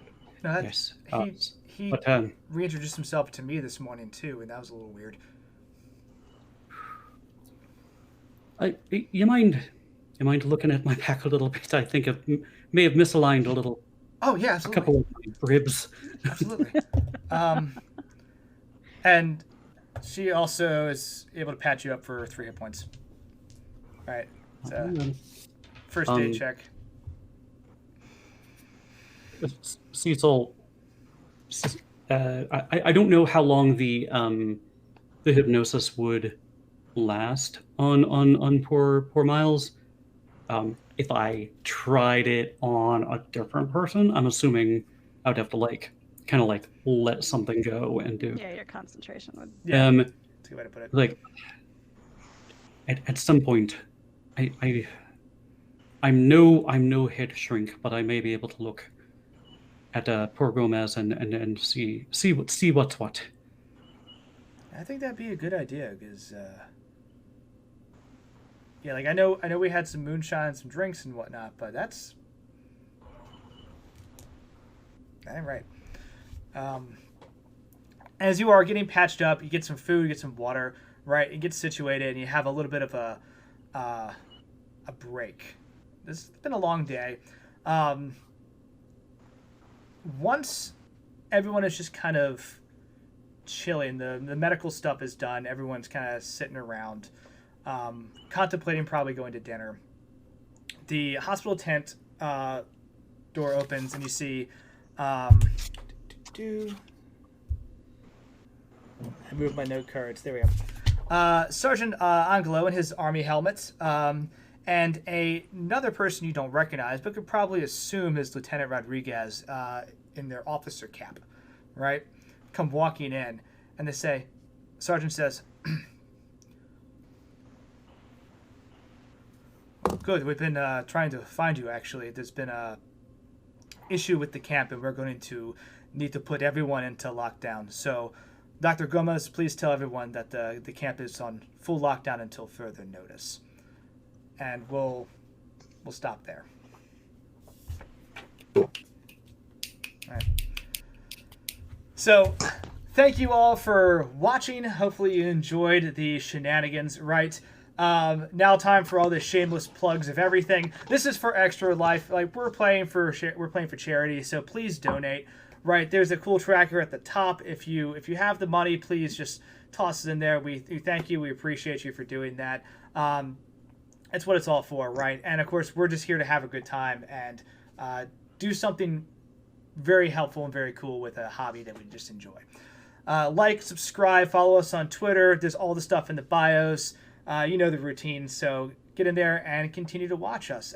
2 weeks from now, that is Sunday, the 25th, we'll be back for probably the exciting conclusion of this Bolivia chapter, and then moving on into the next chapter of Two-Headed Serpent. So, thank you very much. You rock. Have a good one. Thank you. Bye.